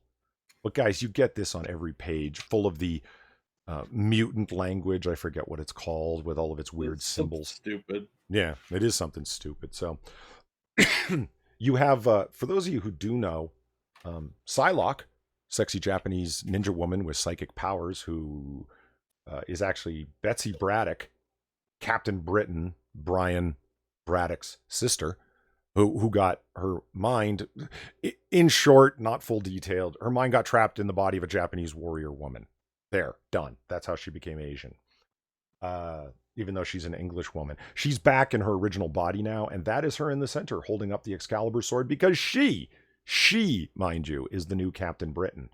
They shoehorn in other X-Men to make people want to buy this book, namely Rogue, Gambit, Jubilee, and a classic X-Men villain in the form of Apocalypse back there. No, he goes by A now. That's, yes. You will not call me by my government name, he actually says in this book. You won't dead name him. Yeah. So it's, God. you know what, as Jack and I have discussed, and can segue off to your thoughts on what's going on with the X-Men franchise now, I'm not actually opposed to a lot of what's going on with X-Men, because at a very minimum, I can make this claim. It is a consistent vision. That is something that's been completely lacking. Actual editorial control over what's going on with this multitude of X-Men. It's kind of restarting it. People might not like where they're taking it, but at least it's rebooted. At least they've got quality artists working on most of the series. The stuff that I've seen in this is okay. What bothers me about Excalibur #1 is, 1, no Rachel Summers. Should have brought her back. 2, now they can't bring back Kitty Pryde because she's a leader over in Marauders. Yeah. So she's a leader, an X-Men leader, so they can't just pull her out of her character stuff and bring her back over to Excalibur. But they ain't doing shit with Rachel Summers. Prestige. They should just bring her back over to Excalibur. I know Gambit, Jubilee, and Rogue aren't staying in Excalibur. They're not going to take, especially Gambit and Rogue, 2 A-list mutant villains and just shove them off in Excalibur. That's not happening. They're not staying. So this is some, buy bait bullshit. You know what I'm saying? Yeah. Buy the first issue. Look, Rogue and Gambit are in it, and it's like, oh, come on, don't do that. Like the art is fairly good, but again, the major problem with this is the story. Yeah. The story is they've been trying to make the mutants be an entire 180 of what they were from inception all the way up until this reboot, and no. I'm that's not gonna fly well with anyone who's likes the X-Men, likes the previous X-Men.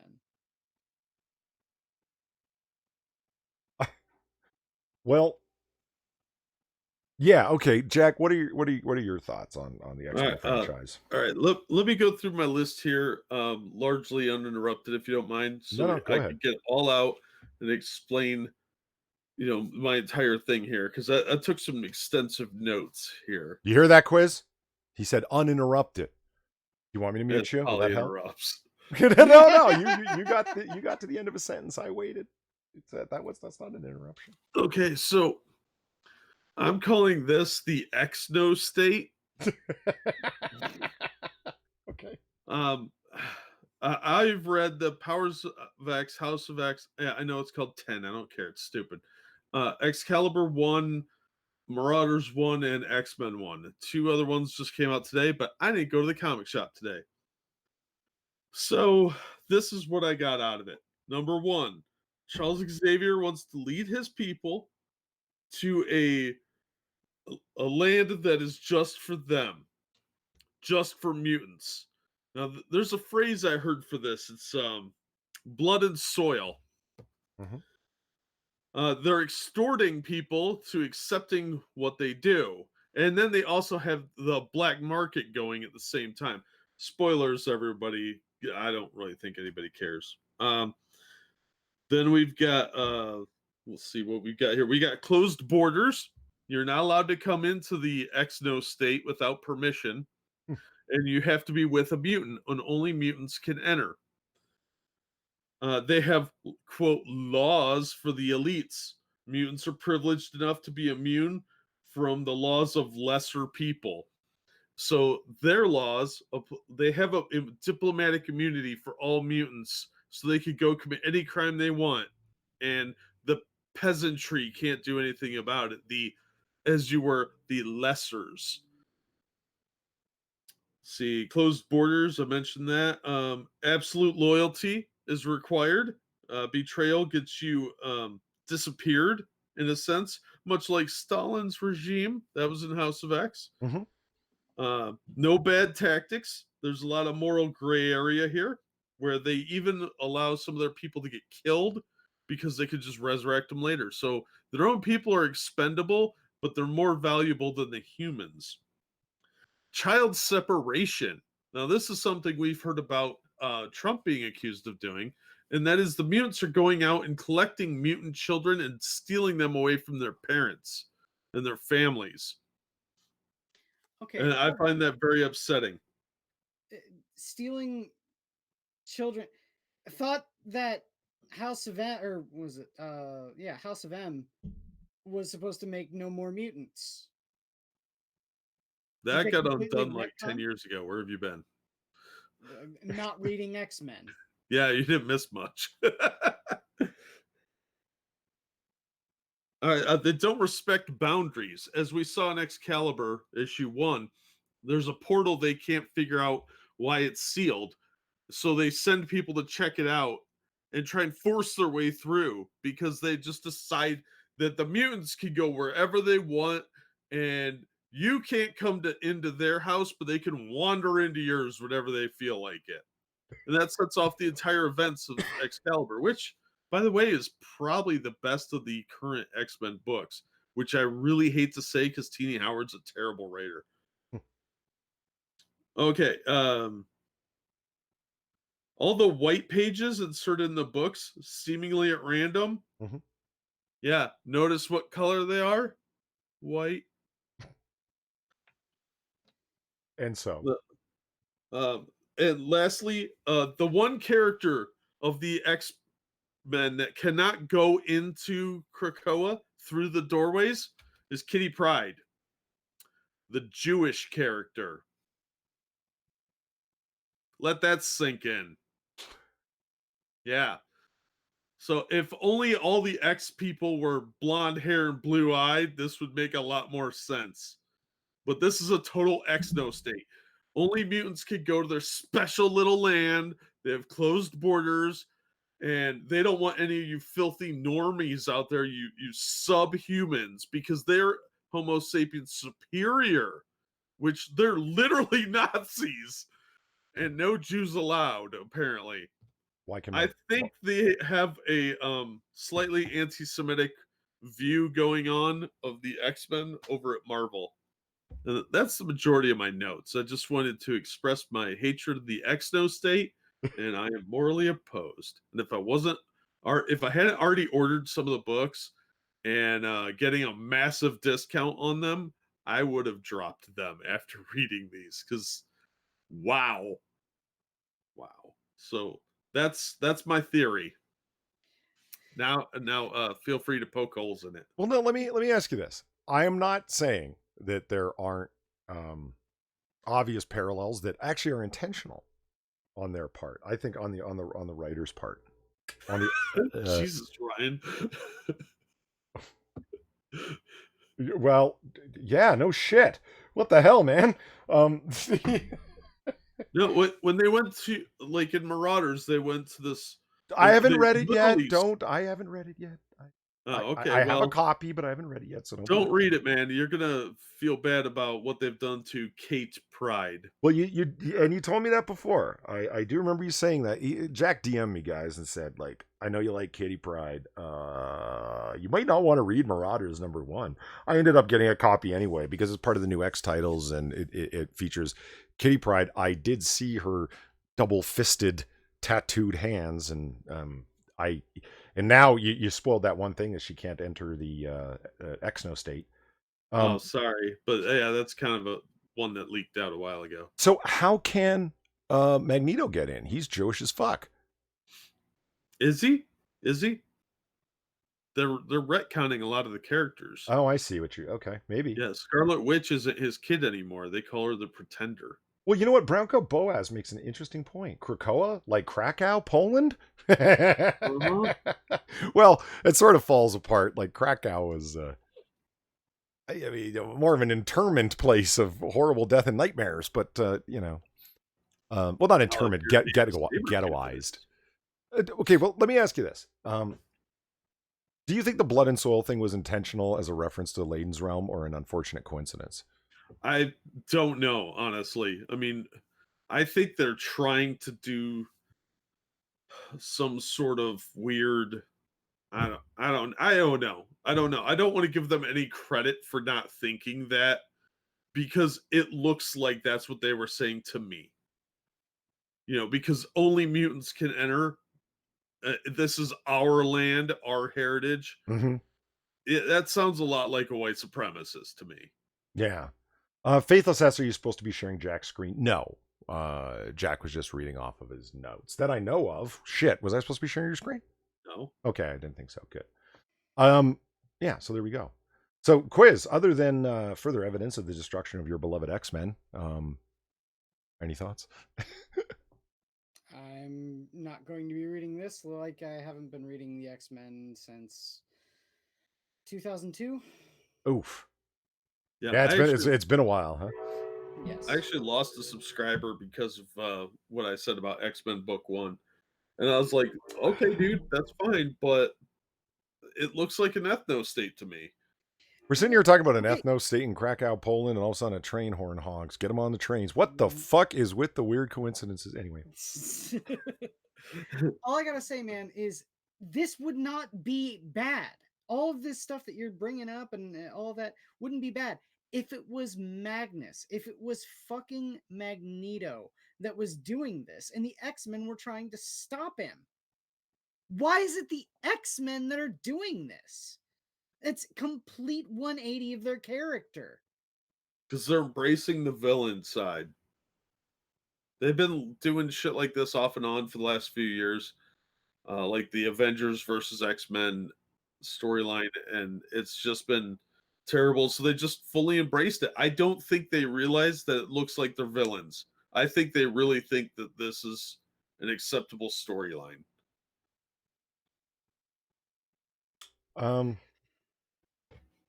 I didn't make that connection, Ebony. That was a coincidence I happened to observe. It's just, man, it's frustrating to me because it's the exact opposite of what Charles Xavier was trying to fight for the entire time. Yeah, well, they've retconned that, so now he's more like a religious zealot. Well, that's what's going on over at Marvel. You know what's, of course, I'm sure you guys have heard the rumors that are floating around about AT&T selling DC Comics. Yeah. These are ongoing rumors. Ethan Van Sciver's talked a bunch about it. He's predicted that it is going to happen, or thinks it's very likely to happen. If you're a betting man, bet that way.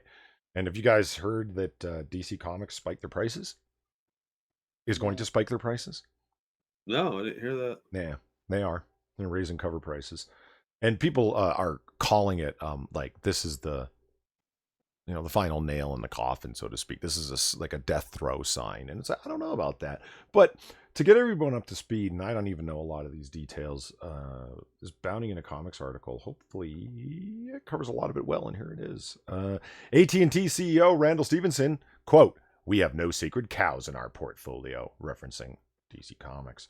Reports and rumors that Warner Media parent company AT&T might sell DC Comics once they review their assets were bolstered this week by the company itself.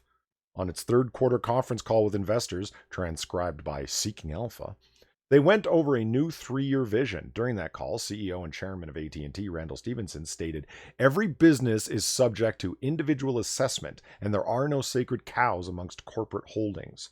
We're committed to an objective, diligent and disciplined process. We'll analyze the merits of each of our businesses individually and as part of the whole. But let me be clear, we have no sacred cows." Settling for less than DirecTV. DirecTV was a major focus due to the service's large contribution to the loss of 1.4 million pay TV subscribers, along with the purchase of Time Warner. Its acquisition saddled AT&T with a $170 billion debt they are determined to pay off. Holy fuck. $170 billion. Imagine acquiring a bevy of new companies at once, and the collective debt owed by all of them is $170 billion. Fuck me. Hey, Quiz, check your couch. Yeah. See if you got any change there. AT&T needs it. I mean, I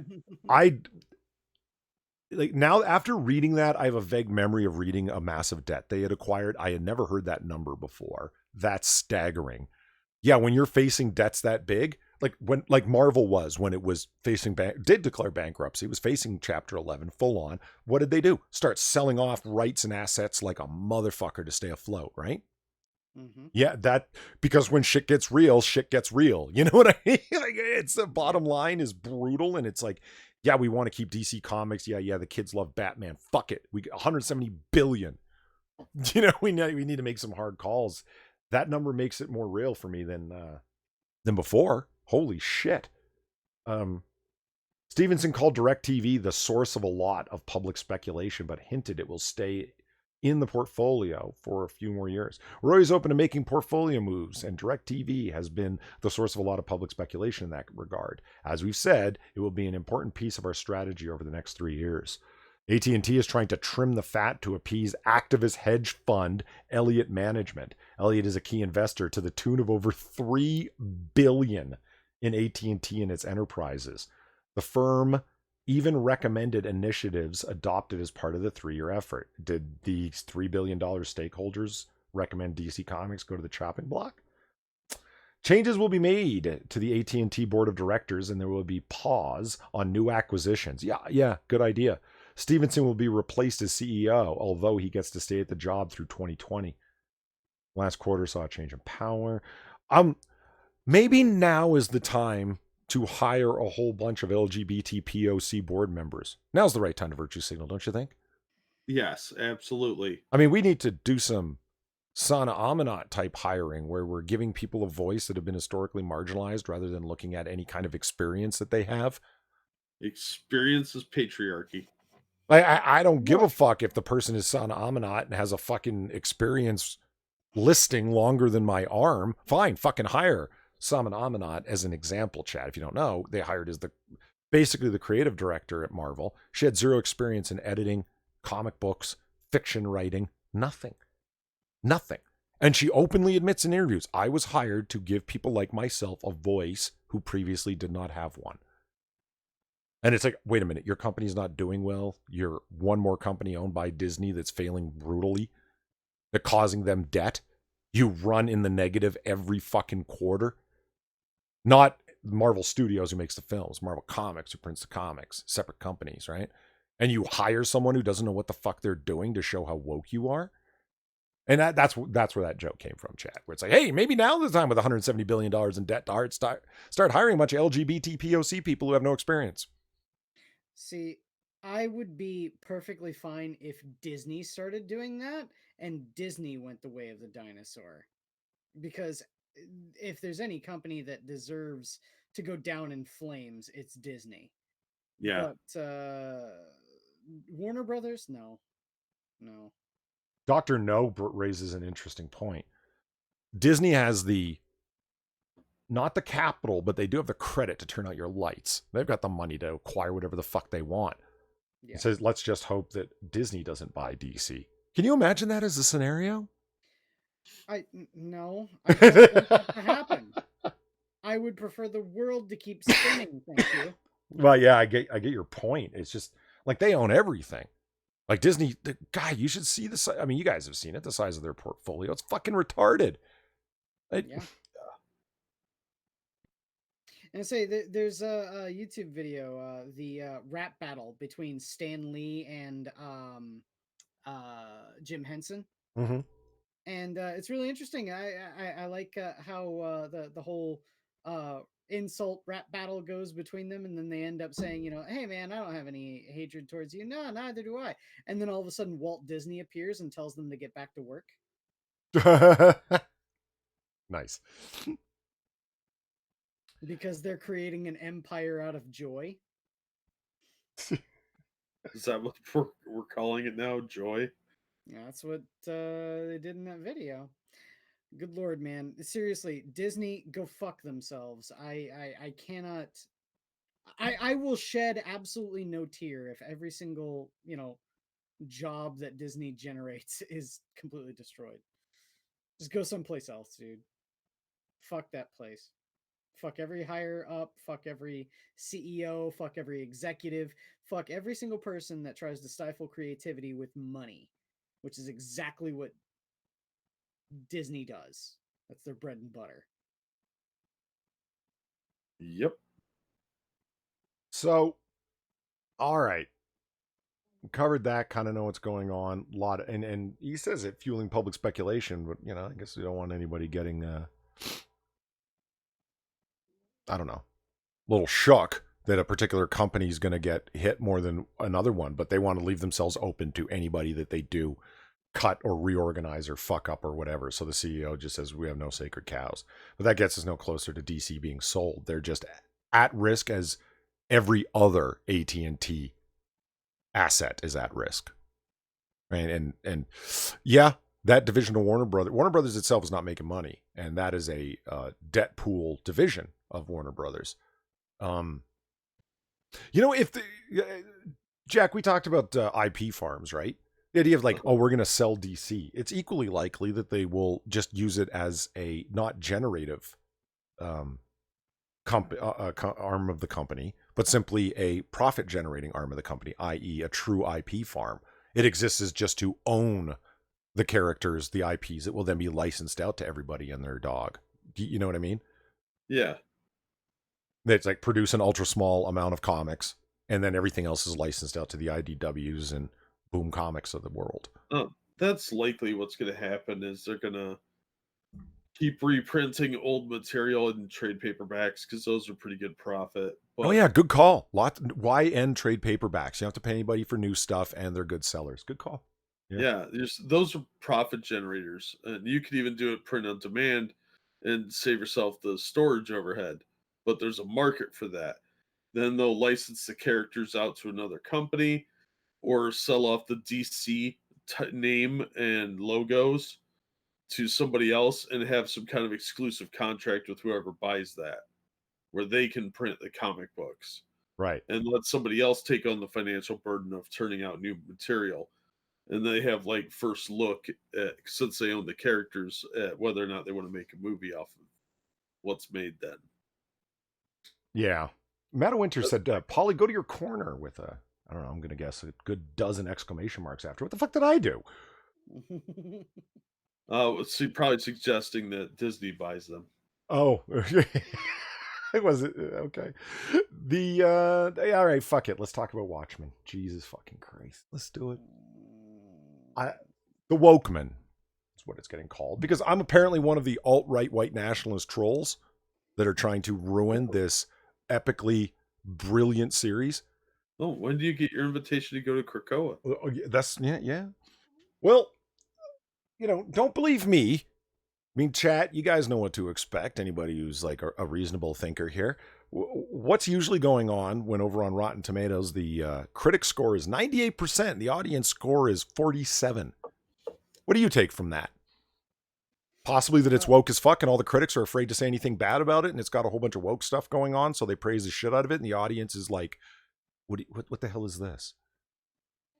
Well, I'm shocked that it increased after the first episode. First episode, it was at 14%, not 40. Yeah. And it's like several thousand audience scores. And of course, Rotten Tomatoes changed their whole system to only allow certain audience reviewers, not just any old buddy, to enter a review because there were too many alt-right Russian trolls out there, bombing great movies like Captain Marvel, for example. That's obviously an awesome film. And too many people saying Joker was a good film. I mean, Jesus Christ. Again, same thing. Complete imbalance between what the audience and the critics are saying. The critics can go fuck themselves at this point because they're all part of Access Media. We talk about shiltastic sites all the time on Comic Book Curation, and rightfully so, because their opinions are fucked. Wait till I get to the fucking Esquire article. Oh, fuck it. Let's do the Esquire article right now. I got a buddy that loves these Rotten Tomato things. Like, he won't go see a movie that isn't certified fresh by critics. And then he's Really? always frustrated with watching the movie because he's like, well, this movie isn't as good as I thought it would be. Yeah, because you keep going to Rotten Tomatoes like an idiot. Mm. Well, I go to Rotten Tomatoes, but I always look at the audience scores. Well, Rotten Tomatoes, I mean, is all of the recent things that have happened where a movie gets bad reviews, it's being review bombed by trolls. You're fucking liars. Yes, there is such a thing as review bombing, but every time something doesn't go the way you like in terms of an audience reaction, you can't blame a bunch of angry cis white men. I mean, you do, but it's not plausible, especially when you do it on every single review that doesn't go the way that you want. Do you know what I mean? Mm-hmm. Especially when you have Access Shill Media backing you up on this bullshit. Like this article from Esquire magazine. The right-wing troll backlash against HBO's Watchmen is hilariously stupid. Subheadline. Obviously, these people never understood the original source material. Fuck you, Matt Miller. Fuck you. Like, I'm going to get up on my fucking elitist nerd high horse. I don't know Watchmen. I'm not saying I'm the world's greatest Watchmen expert, but I read it years before you became a shiltastic soy writer for these bastards. I mean, there is no heavy duty racial woke politics in Watchmen. That's how I know you're full of shit. Yeah, no, there wasn't. I mean, okay, bear with me on this argument. At the least, when the Mary Sues and the other shiltastic bastard sites, Access Media, claim Captain America Steve Rogers is a Nazi puncher, at least there's a factual basis for that claim. It's so completely over-exaggerated and full of hyperbole that you're trying to work him into punching Nazis in the current day because you think there's Nazis hiding under your bed at night. And the dozens of millions of people that voted for Donald Trump are all Nazis as well. And Captain America should be punching them in the face. So you're doing weird things with it. But at least Captain America was literally punching Hitler in the face on issue number 1. So there's some kernel of a core of factual basis to that. There's nothing to base this statement on. And this is not the only article. There's dozens of them. You guys don't even understand Watchmen. Otherwise, you'd know that Damon Lindelof's brilliant series is great. What? No, you're making this up. Did you buy one of the 3 or 4 different editions that they print every year of Watchmen and include your own page in it that's full of racial politics? Because that shit don't happen there. Let's just read this article on how, hilariously stupid. Oh, quick. One thing I want to do first. What do I always say? Quoting Karras one. If you don't know the writer, you don't know what you read. If you don't know the speaker, you don't know what they said. So who the fuck is Matt Miller? Well, Matt Miller's the genius behind articles like this one, also for Esquire. Have we finally grown out of thinking Fight Club is a good movie? Watching it today, Brad Pitt and Edward Norton's anti-consumerist film is a bunch of stylized bullshit. Something tells me he has an entire apartment filled with IKEA furniture. Yeah. And ironically, or no, it's not ironic, appropriately, coincidentally, over on Weebo Jones's channel for Cocktail Hour, which you can find every Sunday night happening at 8 p.m. with both Weebo Jones and myself, we discussed Fight Club last Sunday because Weebs had saw it for the first time. We talked about all the different elements that are going on. I wanted to hear what she thought as a woman having seen it, especially having seen it for the first time so recently. To describe it as an anti-consumerist film alone, that's the sum total of it, dude, you're seeing what you want to see, you fucking pinko. Yeah. Go to this guy's Twitter. I did. Oh, man. You should read his fucking self-descriptor at Esquire. I'm the entertainment reporter, especially covering Star Wars, Marvel, and all things geek. Oh, fuck off, soy boy. You look all at 25 years old. And admittedly, that only makes him a number of years younger than me, but dude, fuck off. Like, you're talking with this extreme expertise. Have we grown out of thinking Fight Club is a good movie? Chuck Palahniuk, write circles around your dumb ass. Palahniuk, and yes, he does. He's a great writer. I mean, and you know what I think, Matt Miller? I think you're a homophobe because Chuck's gay and you didn't like his work. You must be a homophobe. Because go to his Twitter, certainly spends a lot of time virtue signaling in between retweeting his own tweets about his articles at Esquire. Motherfucker. Oh, he's one of those guys. Yes. I love those guys that retweet themselves. Yeah. With a whopping 4,200 followers. Whoa. You're a main go-to staff writer at Esquire magazine and you've only got 4,200 followers. Can tell you're a beloved guy. Son of a bitch. So coming back to the stupidly hilarious Watchmen backlash, one of the more unpleasant phenomena of this modern era dominated by fantasy, sci-fi, and superhero franchises is the online underbelly of far-right trolls who have taken it upon themselves to destroy any progressive ideas in modern movies or TV shows. They've plied on Star Wars movies that have made an effort to cast more women and people of color. Just say not whites. That's what you mean. You're just a moral coward and afraid to say it. To cast more women and not whites. They've attacked black-led superhero movies like Black Panther. That's bullshit. That didn't happen. They attacked your overreaction to it. I liked it. So did everybody else. You're full of shit. They've harassed women who are starring in Marvel movies. They harassed Brie Larson. Fuck off. They do this with racist, misogynist comments, crybaby petitions, review bombings, and with hilariously bad YouTube videos directed at journalists who call them out. Ow. Oh, I think he's talking about us. Yeah. So far, efforts of far-right trolls have been an utter failure. Really? You think so? Have you seen how Dark Fate's been doing? No, you haven't, have you?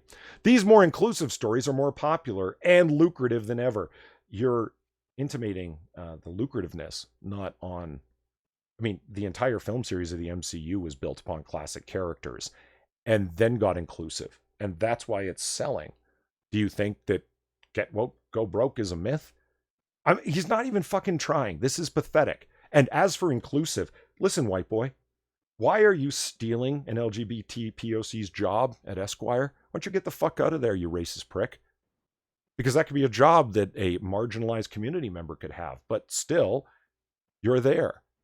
Oh, you're a fucking hypocrite. Because you're not leaving your fucking job. And now the far-right trolls are coming for HBO's new Watchmen series. Trolls are mad online that the show has the audacity to say that white supremacy is bad.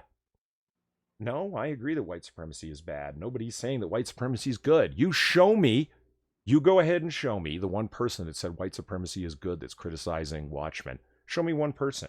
Oh, you can't. You're a fucking liar. After its premiere on HBO Sunday, more than 1,000 users have taken to Rotten Tomatoes. Oh, so they're obviously all... he doesn't know that they are, but they obviously must be alt-right trolls, right? Because they're racist and misogynist, etc., etc. If you didn't like this, you must be. Because they took to Rotten Tomatoes. You fucking liar. I read through dozens of these one-star reviews on Rotten Tomatoes and IMDb for Watchmen, and I noticed a pretty regular theme. Granted, there are some understandable critiques of the quality of the show. Some are mad at the first episode didn't show the original characters. Some simply didn't like the style or tone. I disagree. Of course you do, because you love anything woke. I've read through the articles that you write. You know how many articles he's written on Watchmen alone? 7. Jesus Christ, it just premiered. The fuck you doing? Anything woke he can is what he's doing. He's getting paid to write them. Yeah, he literally is. You mean stealing money from a POC to write them? Yes. Yeah, right. Non-inclusive prick that he is. Here are a couple of reviews that I cherry-picked. Skip. I don't want to read your cherry-picked reviews. Yeah, I have no doubt that there's hateful shit on there. I don't fucking care about your cherry-picking. Because I can go find racist as fuck shit that a whole bunch of supposedly progressive people said, including actual racist shit and bigotry of low expectation shit. What's your point? We can both cherry pick all day. Fuck you and your forced selections, you lying prick. What's hilarious about the sentiment of these reviews is how they fundamentally misunderstand the original Watchmen comics. Okay, here's the gold. These comics were deeply political, showing an alt history in which Richard Nixon used Dr. Manhattan to win the Vietnam War and stay in power for decades. It looked through this lens to critique both liberal and conservative ideas, the liberal utopia seeking, blah, blah, blah, blah. He just continues to explain the story for those who haven't read the comic. Damon Lindelof's Watchmen is equally critical of both sides of the political spectrum. You're fucking lying. I've seen the first 3 episodes. It's you're lying. There's no equal criticism. Your skin is just so thin that you think anything that isn't championing your cause must be some kind of criticism. Showing how liberal legislation can be ineffective against the cancer that is white supremacy. Let me tell you something about what he's talking about the legislation. The legislation is for reparations. Damon Lindelof writes that in that series, reparations were passed as a piece of legislation federally in the form of where racism was the worst, tax exemption will occur. So you're working literally tax-free while not having to pay for a host of other things. And what did it result in? Prominence, success, the wealth disparity reduction. It was great, except they're still having problems by a gang of the shit, Jack. What are they called? An allegory of the Ku Klux Klan. I forget what they're called in the show. It slipped my mind. Who lionize Rorschach, that they're a modern, huge, well-armed quasi-militia, white supremacist militia, who attack the black people simply for being black because they're not American, not white Christian Americans. That's how the liberal legislation failed. Because it was perfectly successful, except it didn't eliminate white supremacy. That's this Miller fuck's reading of failed liberal legislation. That you actually think that's a criticism of liberality, of liberalism? I can't read this article anymore, guys.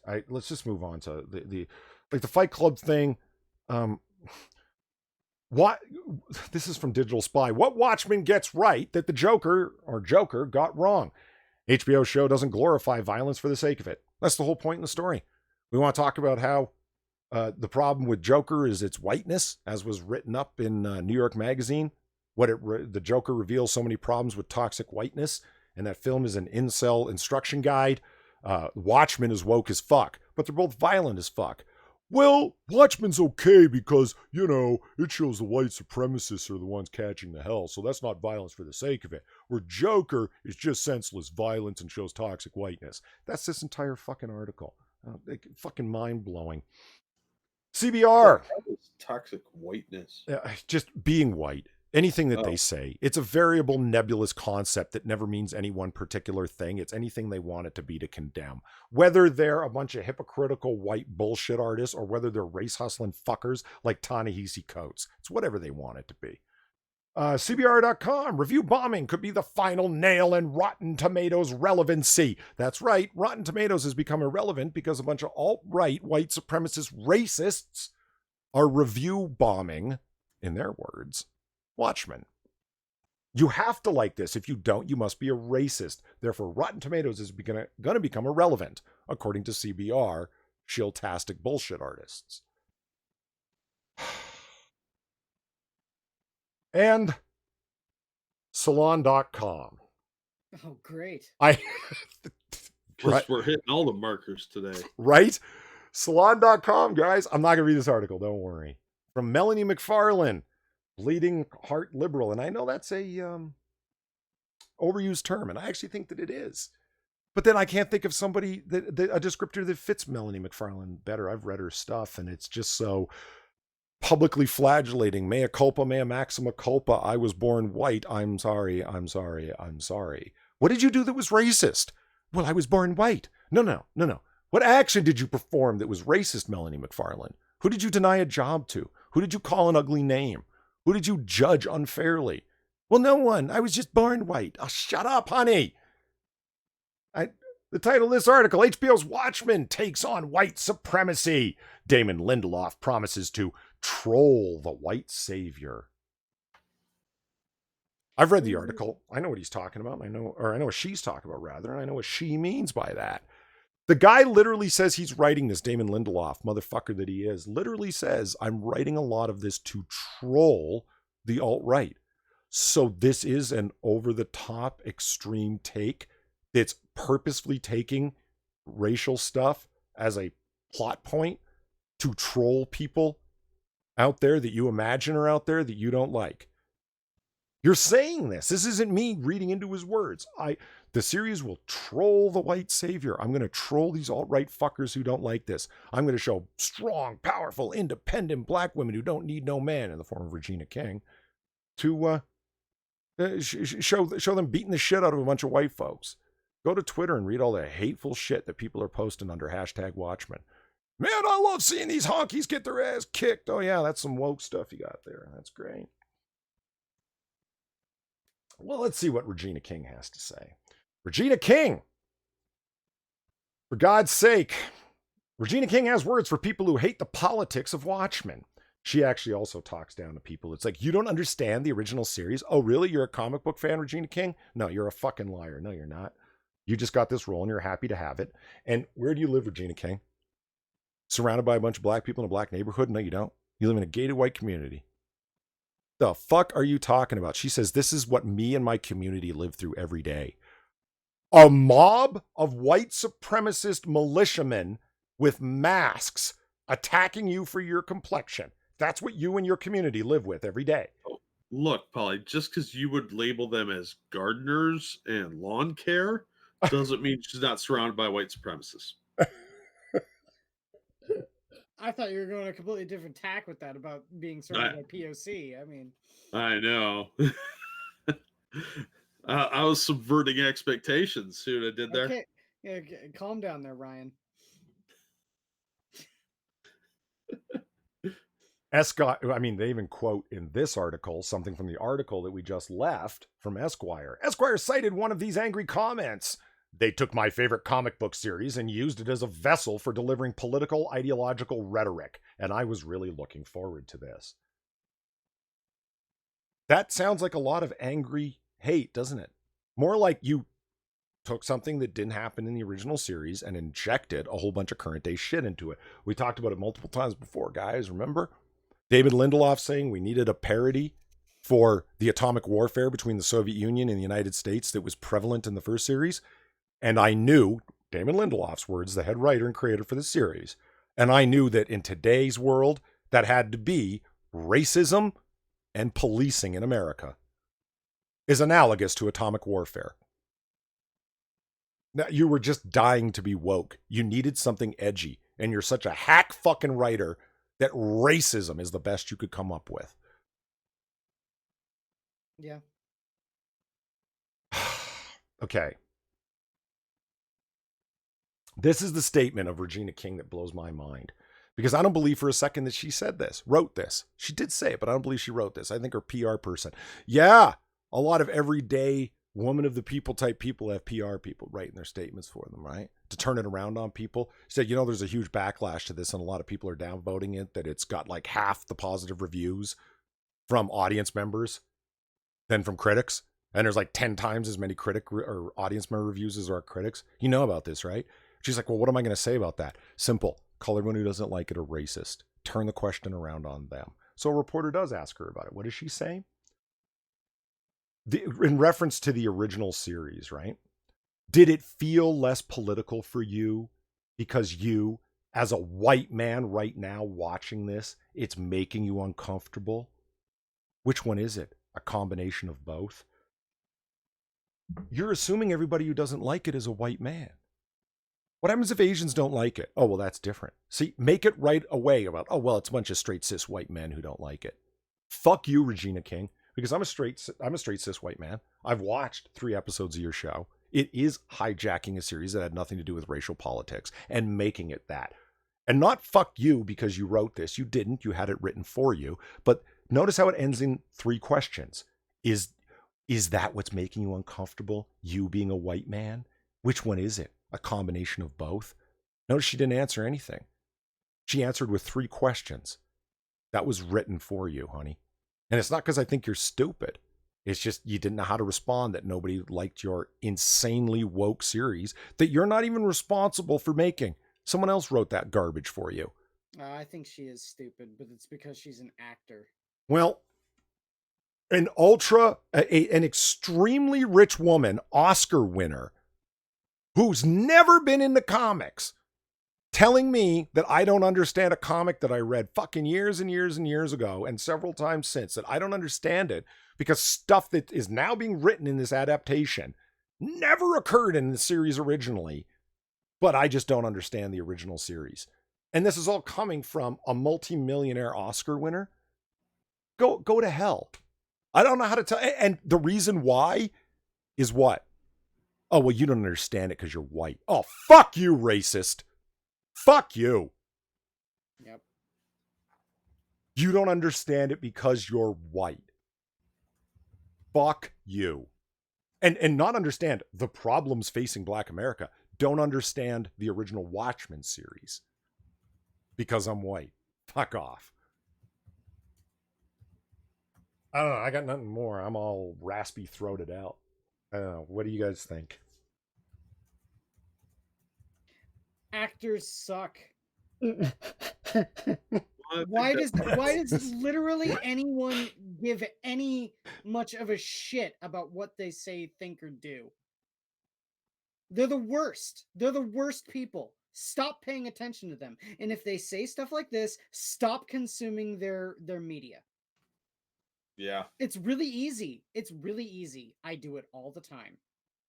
I think a lot of this stems from the fact that they're largely empty, hollow, boring people, and they have no personality of their own.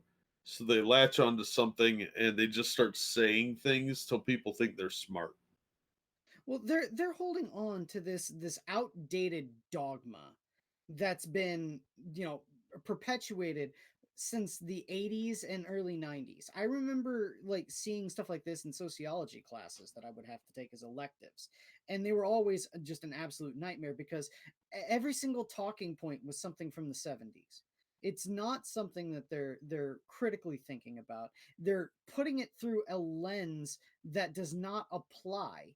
And the worst part about it is that the people that perpetuate these ideas, the people that are saying that they're so oppressed, they're so aggrieved, are living in multi-million-dollar mansions. Excuse me, go fuck yourself. I don't have to believe a single goddamn thing you say, and I don't. And I'm not going to give you any more of my money or time. Well, I didn't give him any money. I could feel okay about that part, at least. Unfortunately, I do pay for HBO because it's part of the internet package that I have. But I'm strongly considering it now because of stuff like this. I don't want HBO having my money. Having this sort of thing coming out because of an actor that's, doing something that's being aired on their show, they're making money off of me paying for their service for them to talk down to me. No, that's not going to fly with me.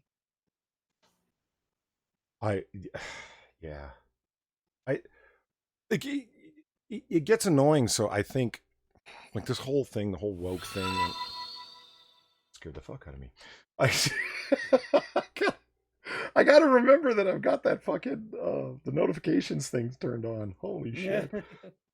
Thank you, Race Johnson. To make a decent Watchmen series for the modern day zeitgeist, all you would have to do is swap out Soviet Russia for North Korea. Yeah, I saw that, Race, you said that a little bit earlier. For fuck's sake, North Korea is our Soviet Russia.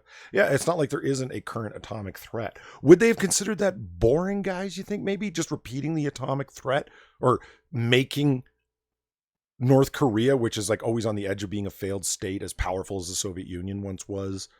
No, they were looking for a political message to beat, Hmm. and they didn't have something as readily available as the fucking Cold War going on, like the Watchmen did when it first came out. Right. So because of that, they had to invent something, and they used modern politics to find it.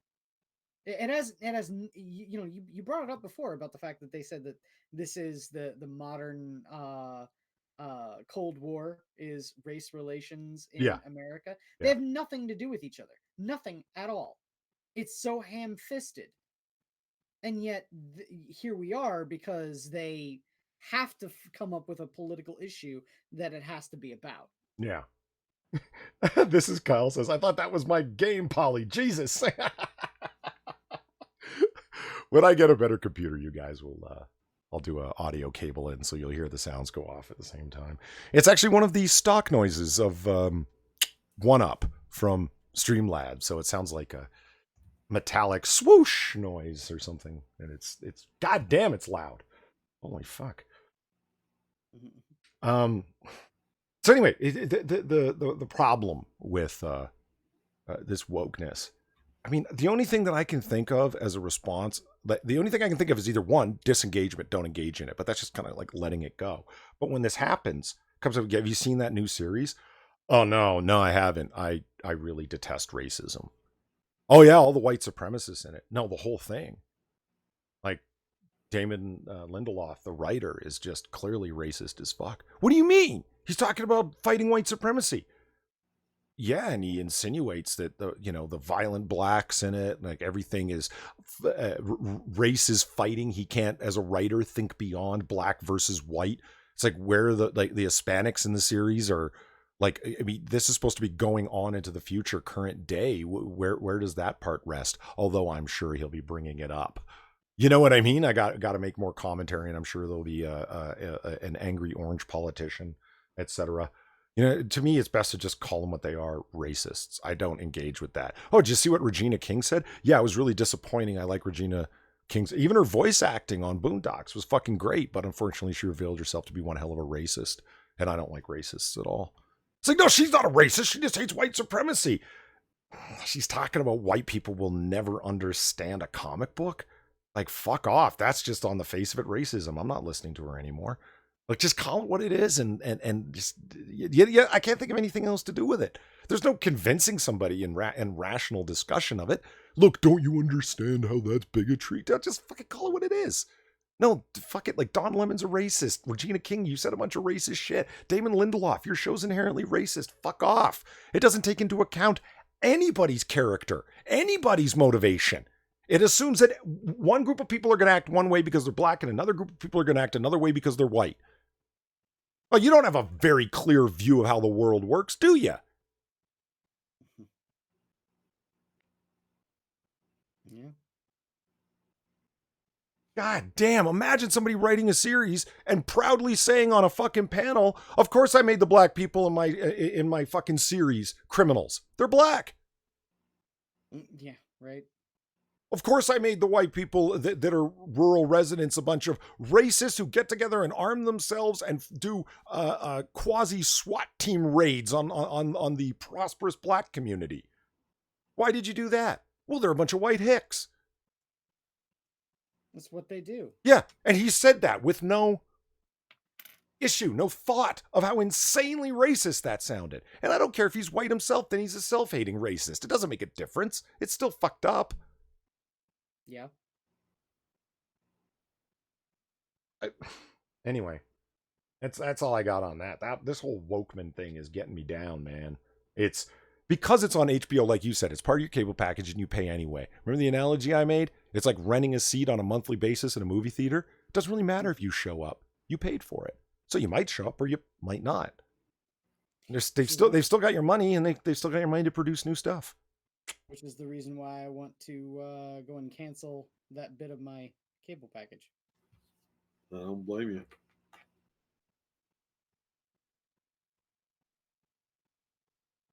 Yeah, Peter says, yeah, Mustafa says, Tro, trust me, there's always a season 2. Oh, man, there's no question. That'll run into second, third, fourth season. There's no way they're going to let it go. It would be like Marvel Comics They can't let it go.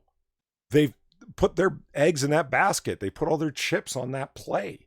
To back off of it now, as insanely outblown racist fuckery as it is, they went that far. They can't back off of it now. You know, it's like I don't know, Elizabeth Warren suddenly saying, "Oh no, I changed my mind. I don't want to spend multiple $1 trillion on a healthcare system." It would be like, holy fuck! Like she can't back off of it now. She's talked about it too much.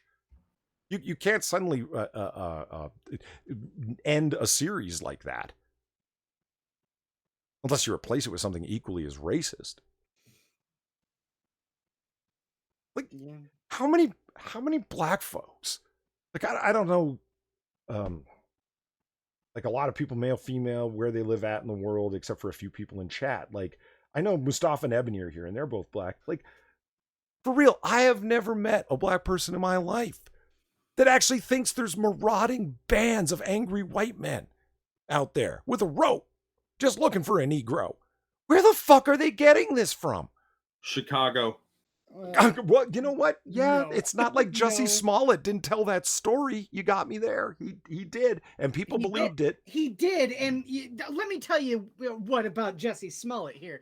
Being, a Chicago resident, this is MAGA country? Are you fucking serious? Yes, it's MAGA country. You cannot get more fucking blue than being in Chicago, motherfucker. No, that's just because it's February and people are naturally going to turn to blue when they freeze. See, these men were hiding in the snowdrifts, waiting for an unsuspecting black man before they popped out and choked him. You need to wait long to find a black person in Chicago.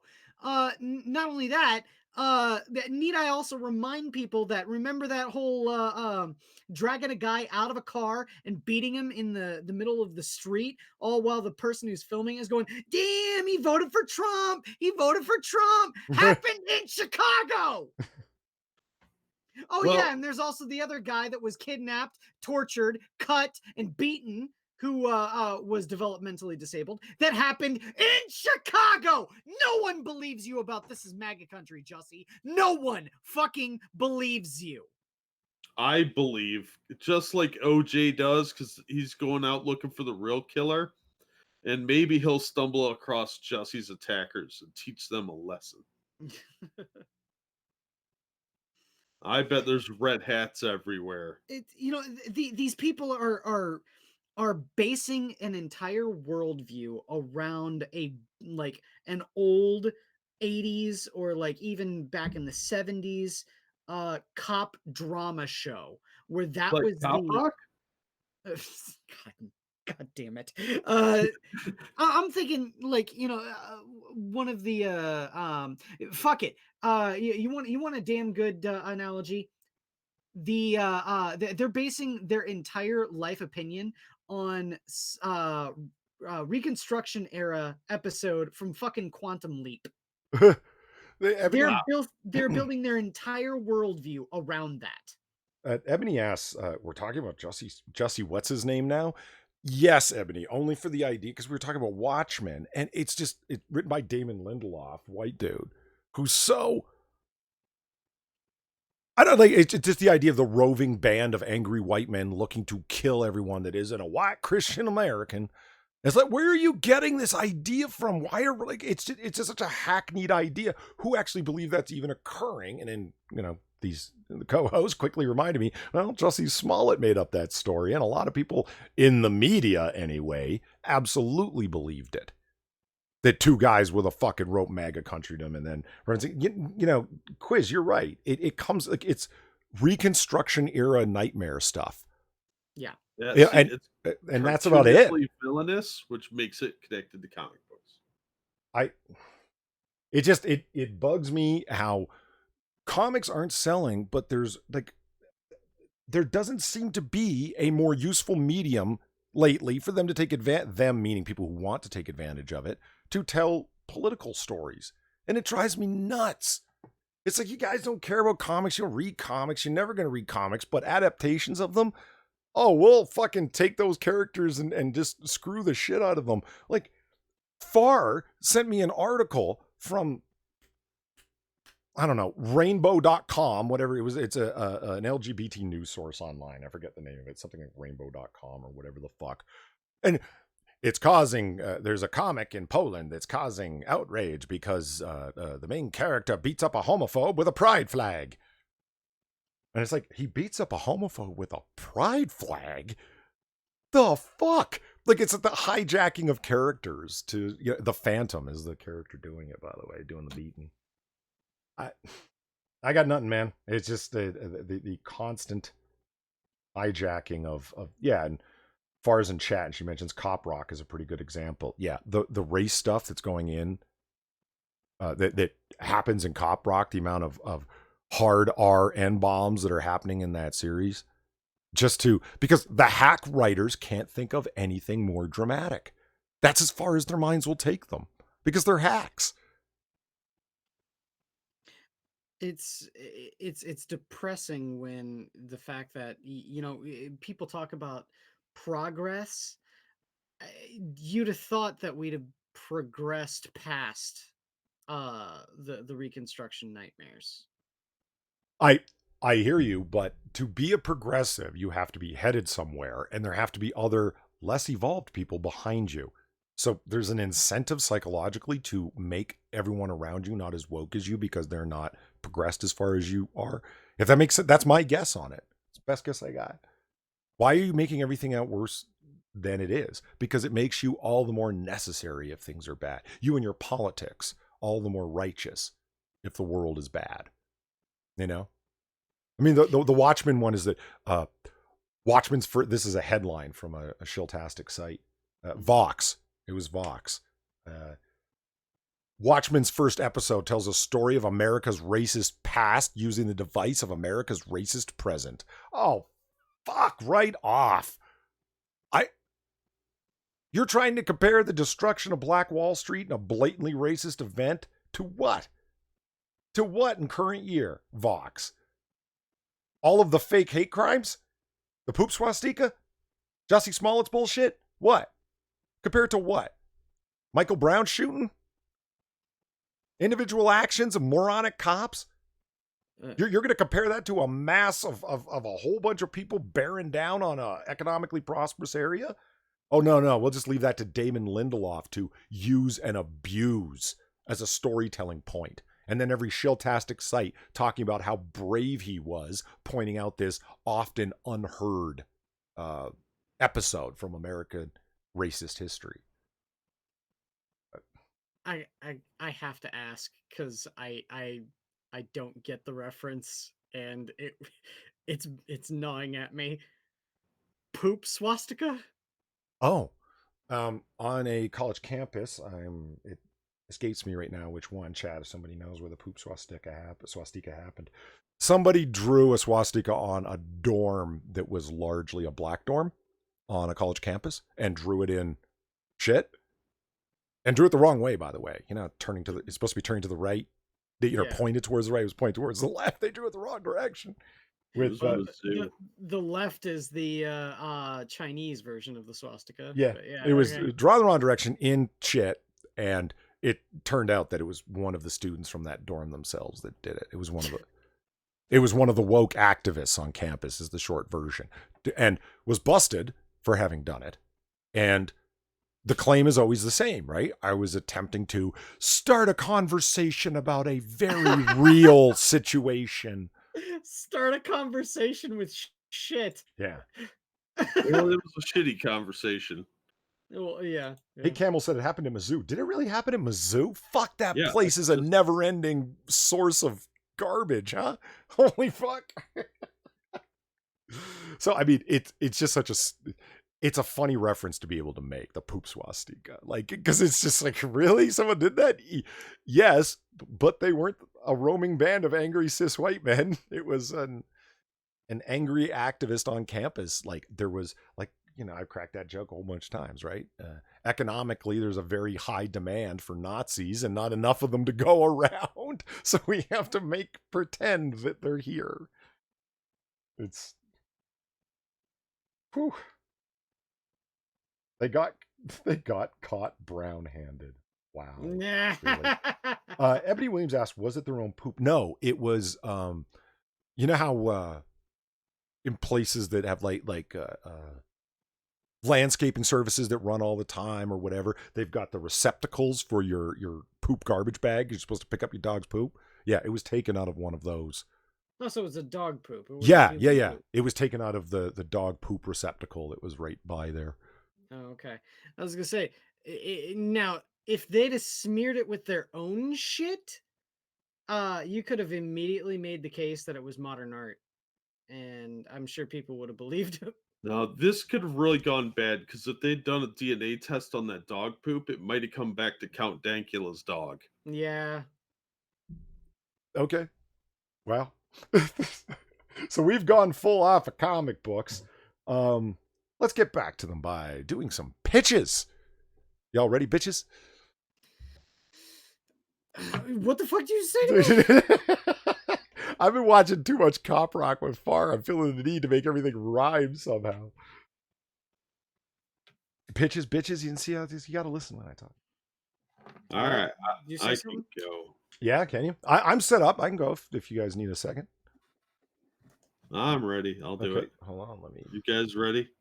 You ready for my sweet, sweet pitch? Hold on. Let me drag the screen over and share. All right, Jack, you're up, buddy. All right. It would help if I clicked on it. All right, so there's two kids. One's getting kind of out of superhero stuff, and he wants to play basketball. But his friend Clay, he's still big into superheroes, and he's kind of special. Well, they see this strange light from the sky, and it does something to these plants. And this kid accidentally touches it, and this kid eats it. Why does the kid eat it? Because he's a dirt eater. He's just a weirdo. Okay. He's reading too much advice from Beto. Yeah, magic dirt.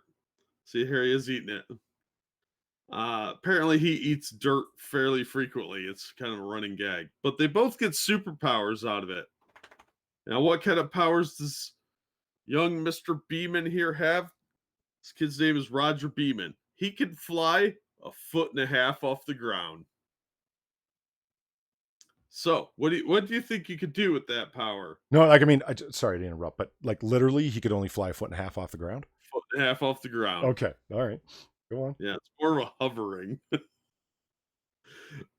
But that makes him a super, and that means he has to be monitored. So okay. His friend also gets powers, but he turns into clay. By the way. I know that's rough, man. Okay. And I'm thinking, like, all right, this is kind of weird, but talk about wall-eyed, man. Dude had like an eyeball on the floor and an eyeball on his fucking dryer. Yeah, he's special, remember. So this is Magnanimo. He's like the Superman pastiche of the series. And his sidekick may have died a little bit. So he needs a new one. And guess who he gets is this kid Roger, who can fly 1.5 feet off the ground. Right. And you can tell by his face, he's super impressed with that. Yeah, no shit. Well, he gets called off on a mission and has to take the kid with him because he's afraid to leave him in his house where there's all kinds of deadly shit, from various adventures the kid could find. So they have themselves a little adventure together. And this is, of course, going to end hysterically because they're fighting a giant sperm whale that is sentient called Behemoth. And it hates people. But that's an issue too. Oh. See, this is how impressed he is with this kid flying around. I love that page. That's great. I know. I thought that was hilarious.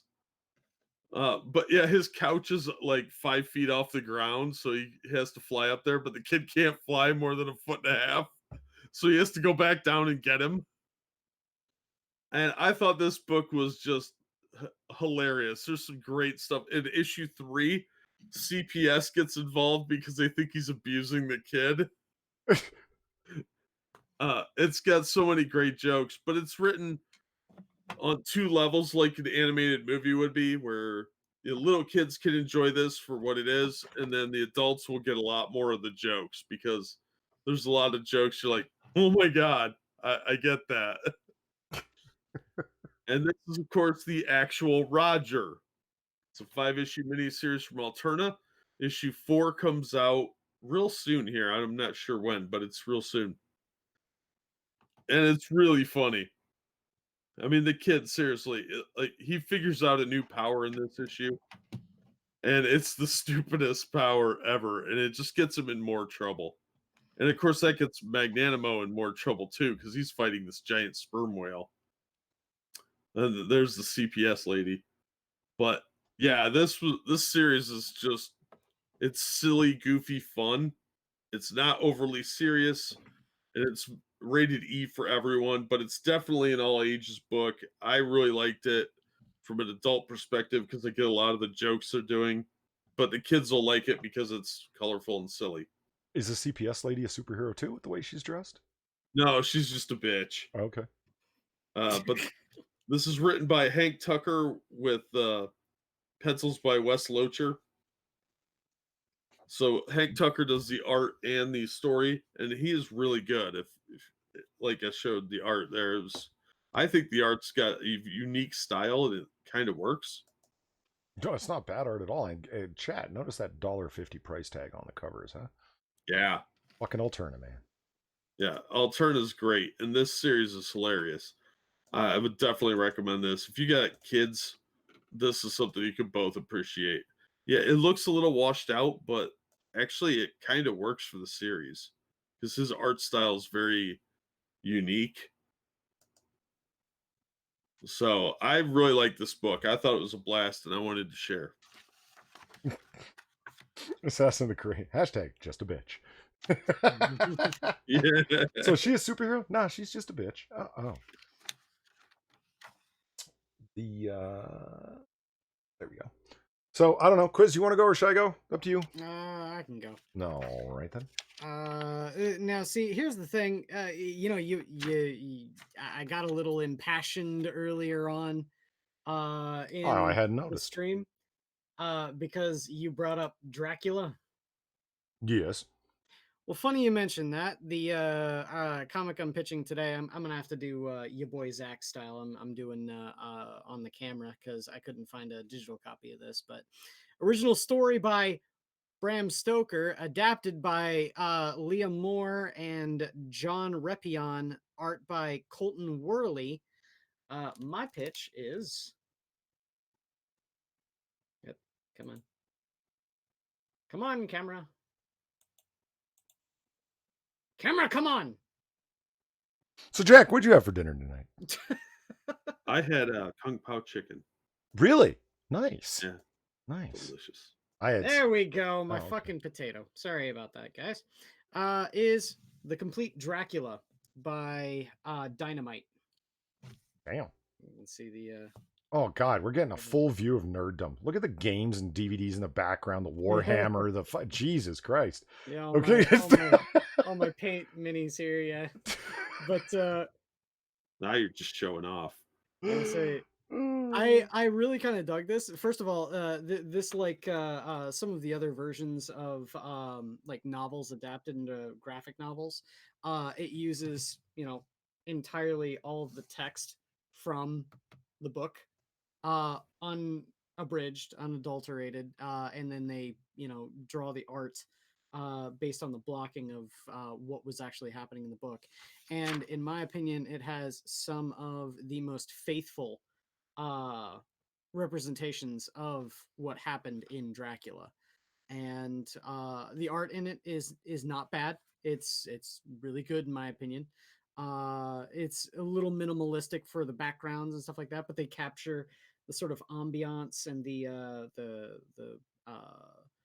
gloomy sort of nature of Dracula, especially when Jonathan Harker makes his way into Transylvania and up into Castle Dracula. Fuck, I'm loving the art. Jesus. Yeah, this was an acquisition that I picked up at Half Price Books, and I I just swung through the first couple of pages. I recognized a lot of the dialogue from reading Dracula, and I just like, oh god, I must have this because it was good. I say even right here where Harker leans out and thought that it was a little bit of a dream when he saw the Count rushing down the side of the castle on this sheer wall face. Right. And I say, yeah, this kind of shit happens in the comic, or it happens in the book. But yeah, I thought this is actually really good, a really good find, and I had to pick it up and I loved it. And just to show my cred here, this is fuck you, BBC.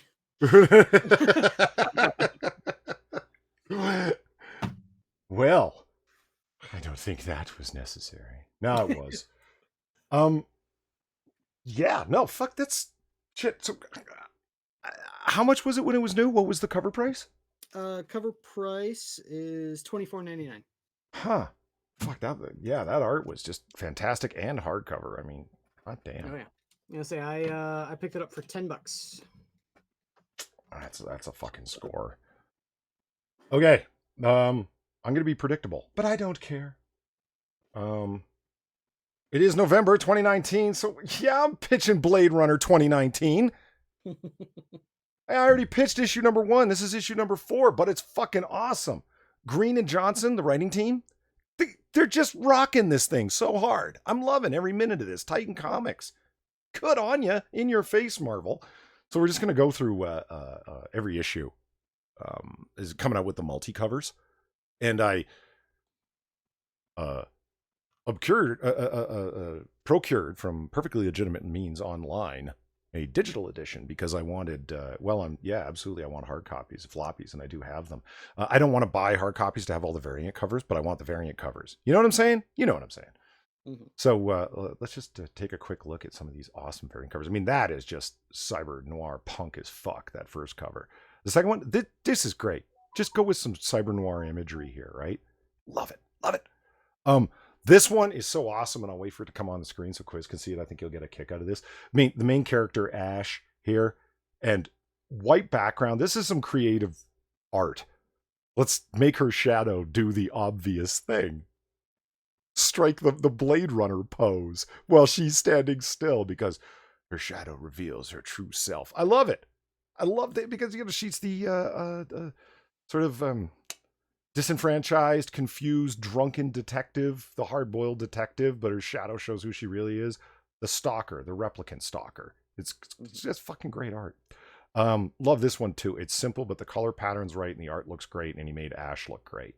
So yeah, once again, Green and Johnson, these guys are just rocking this series so hard, and I'm loving every bit of it. I'm not sure how I'm going to pitch this issue without mad spoilers, because to explain what's going on in issue number 4, I kind of have to tell you what happened in issues 2 and 3 and why there's, it would kind of ruin a lot of the reveals in this, if that makes sense.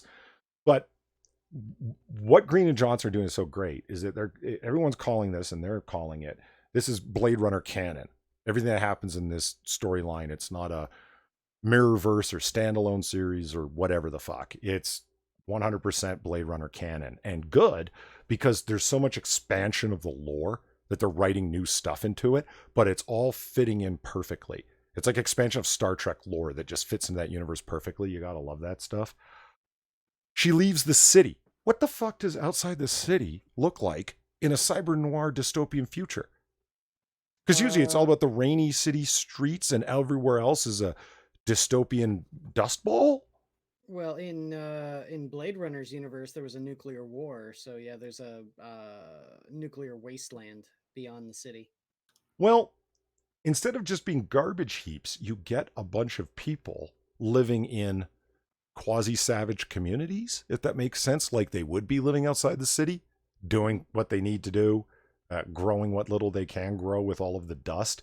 And to see Ash as a Blade Runner, meaning hunting down replicants outside of the city element and having it work. She goes all the way down to Mexico. That's where this is occurring, this part of the story, to continue to hunt replicants.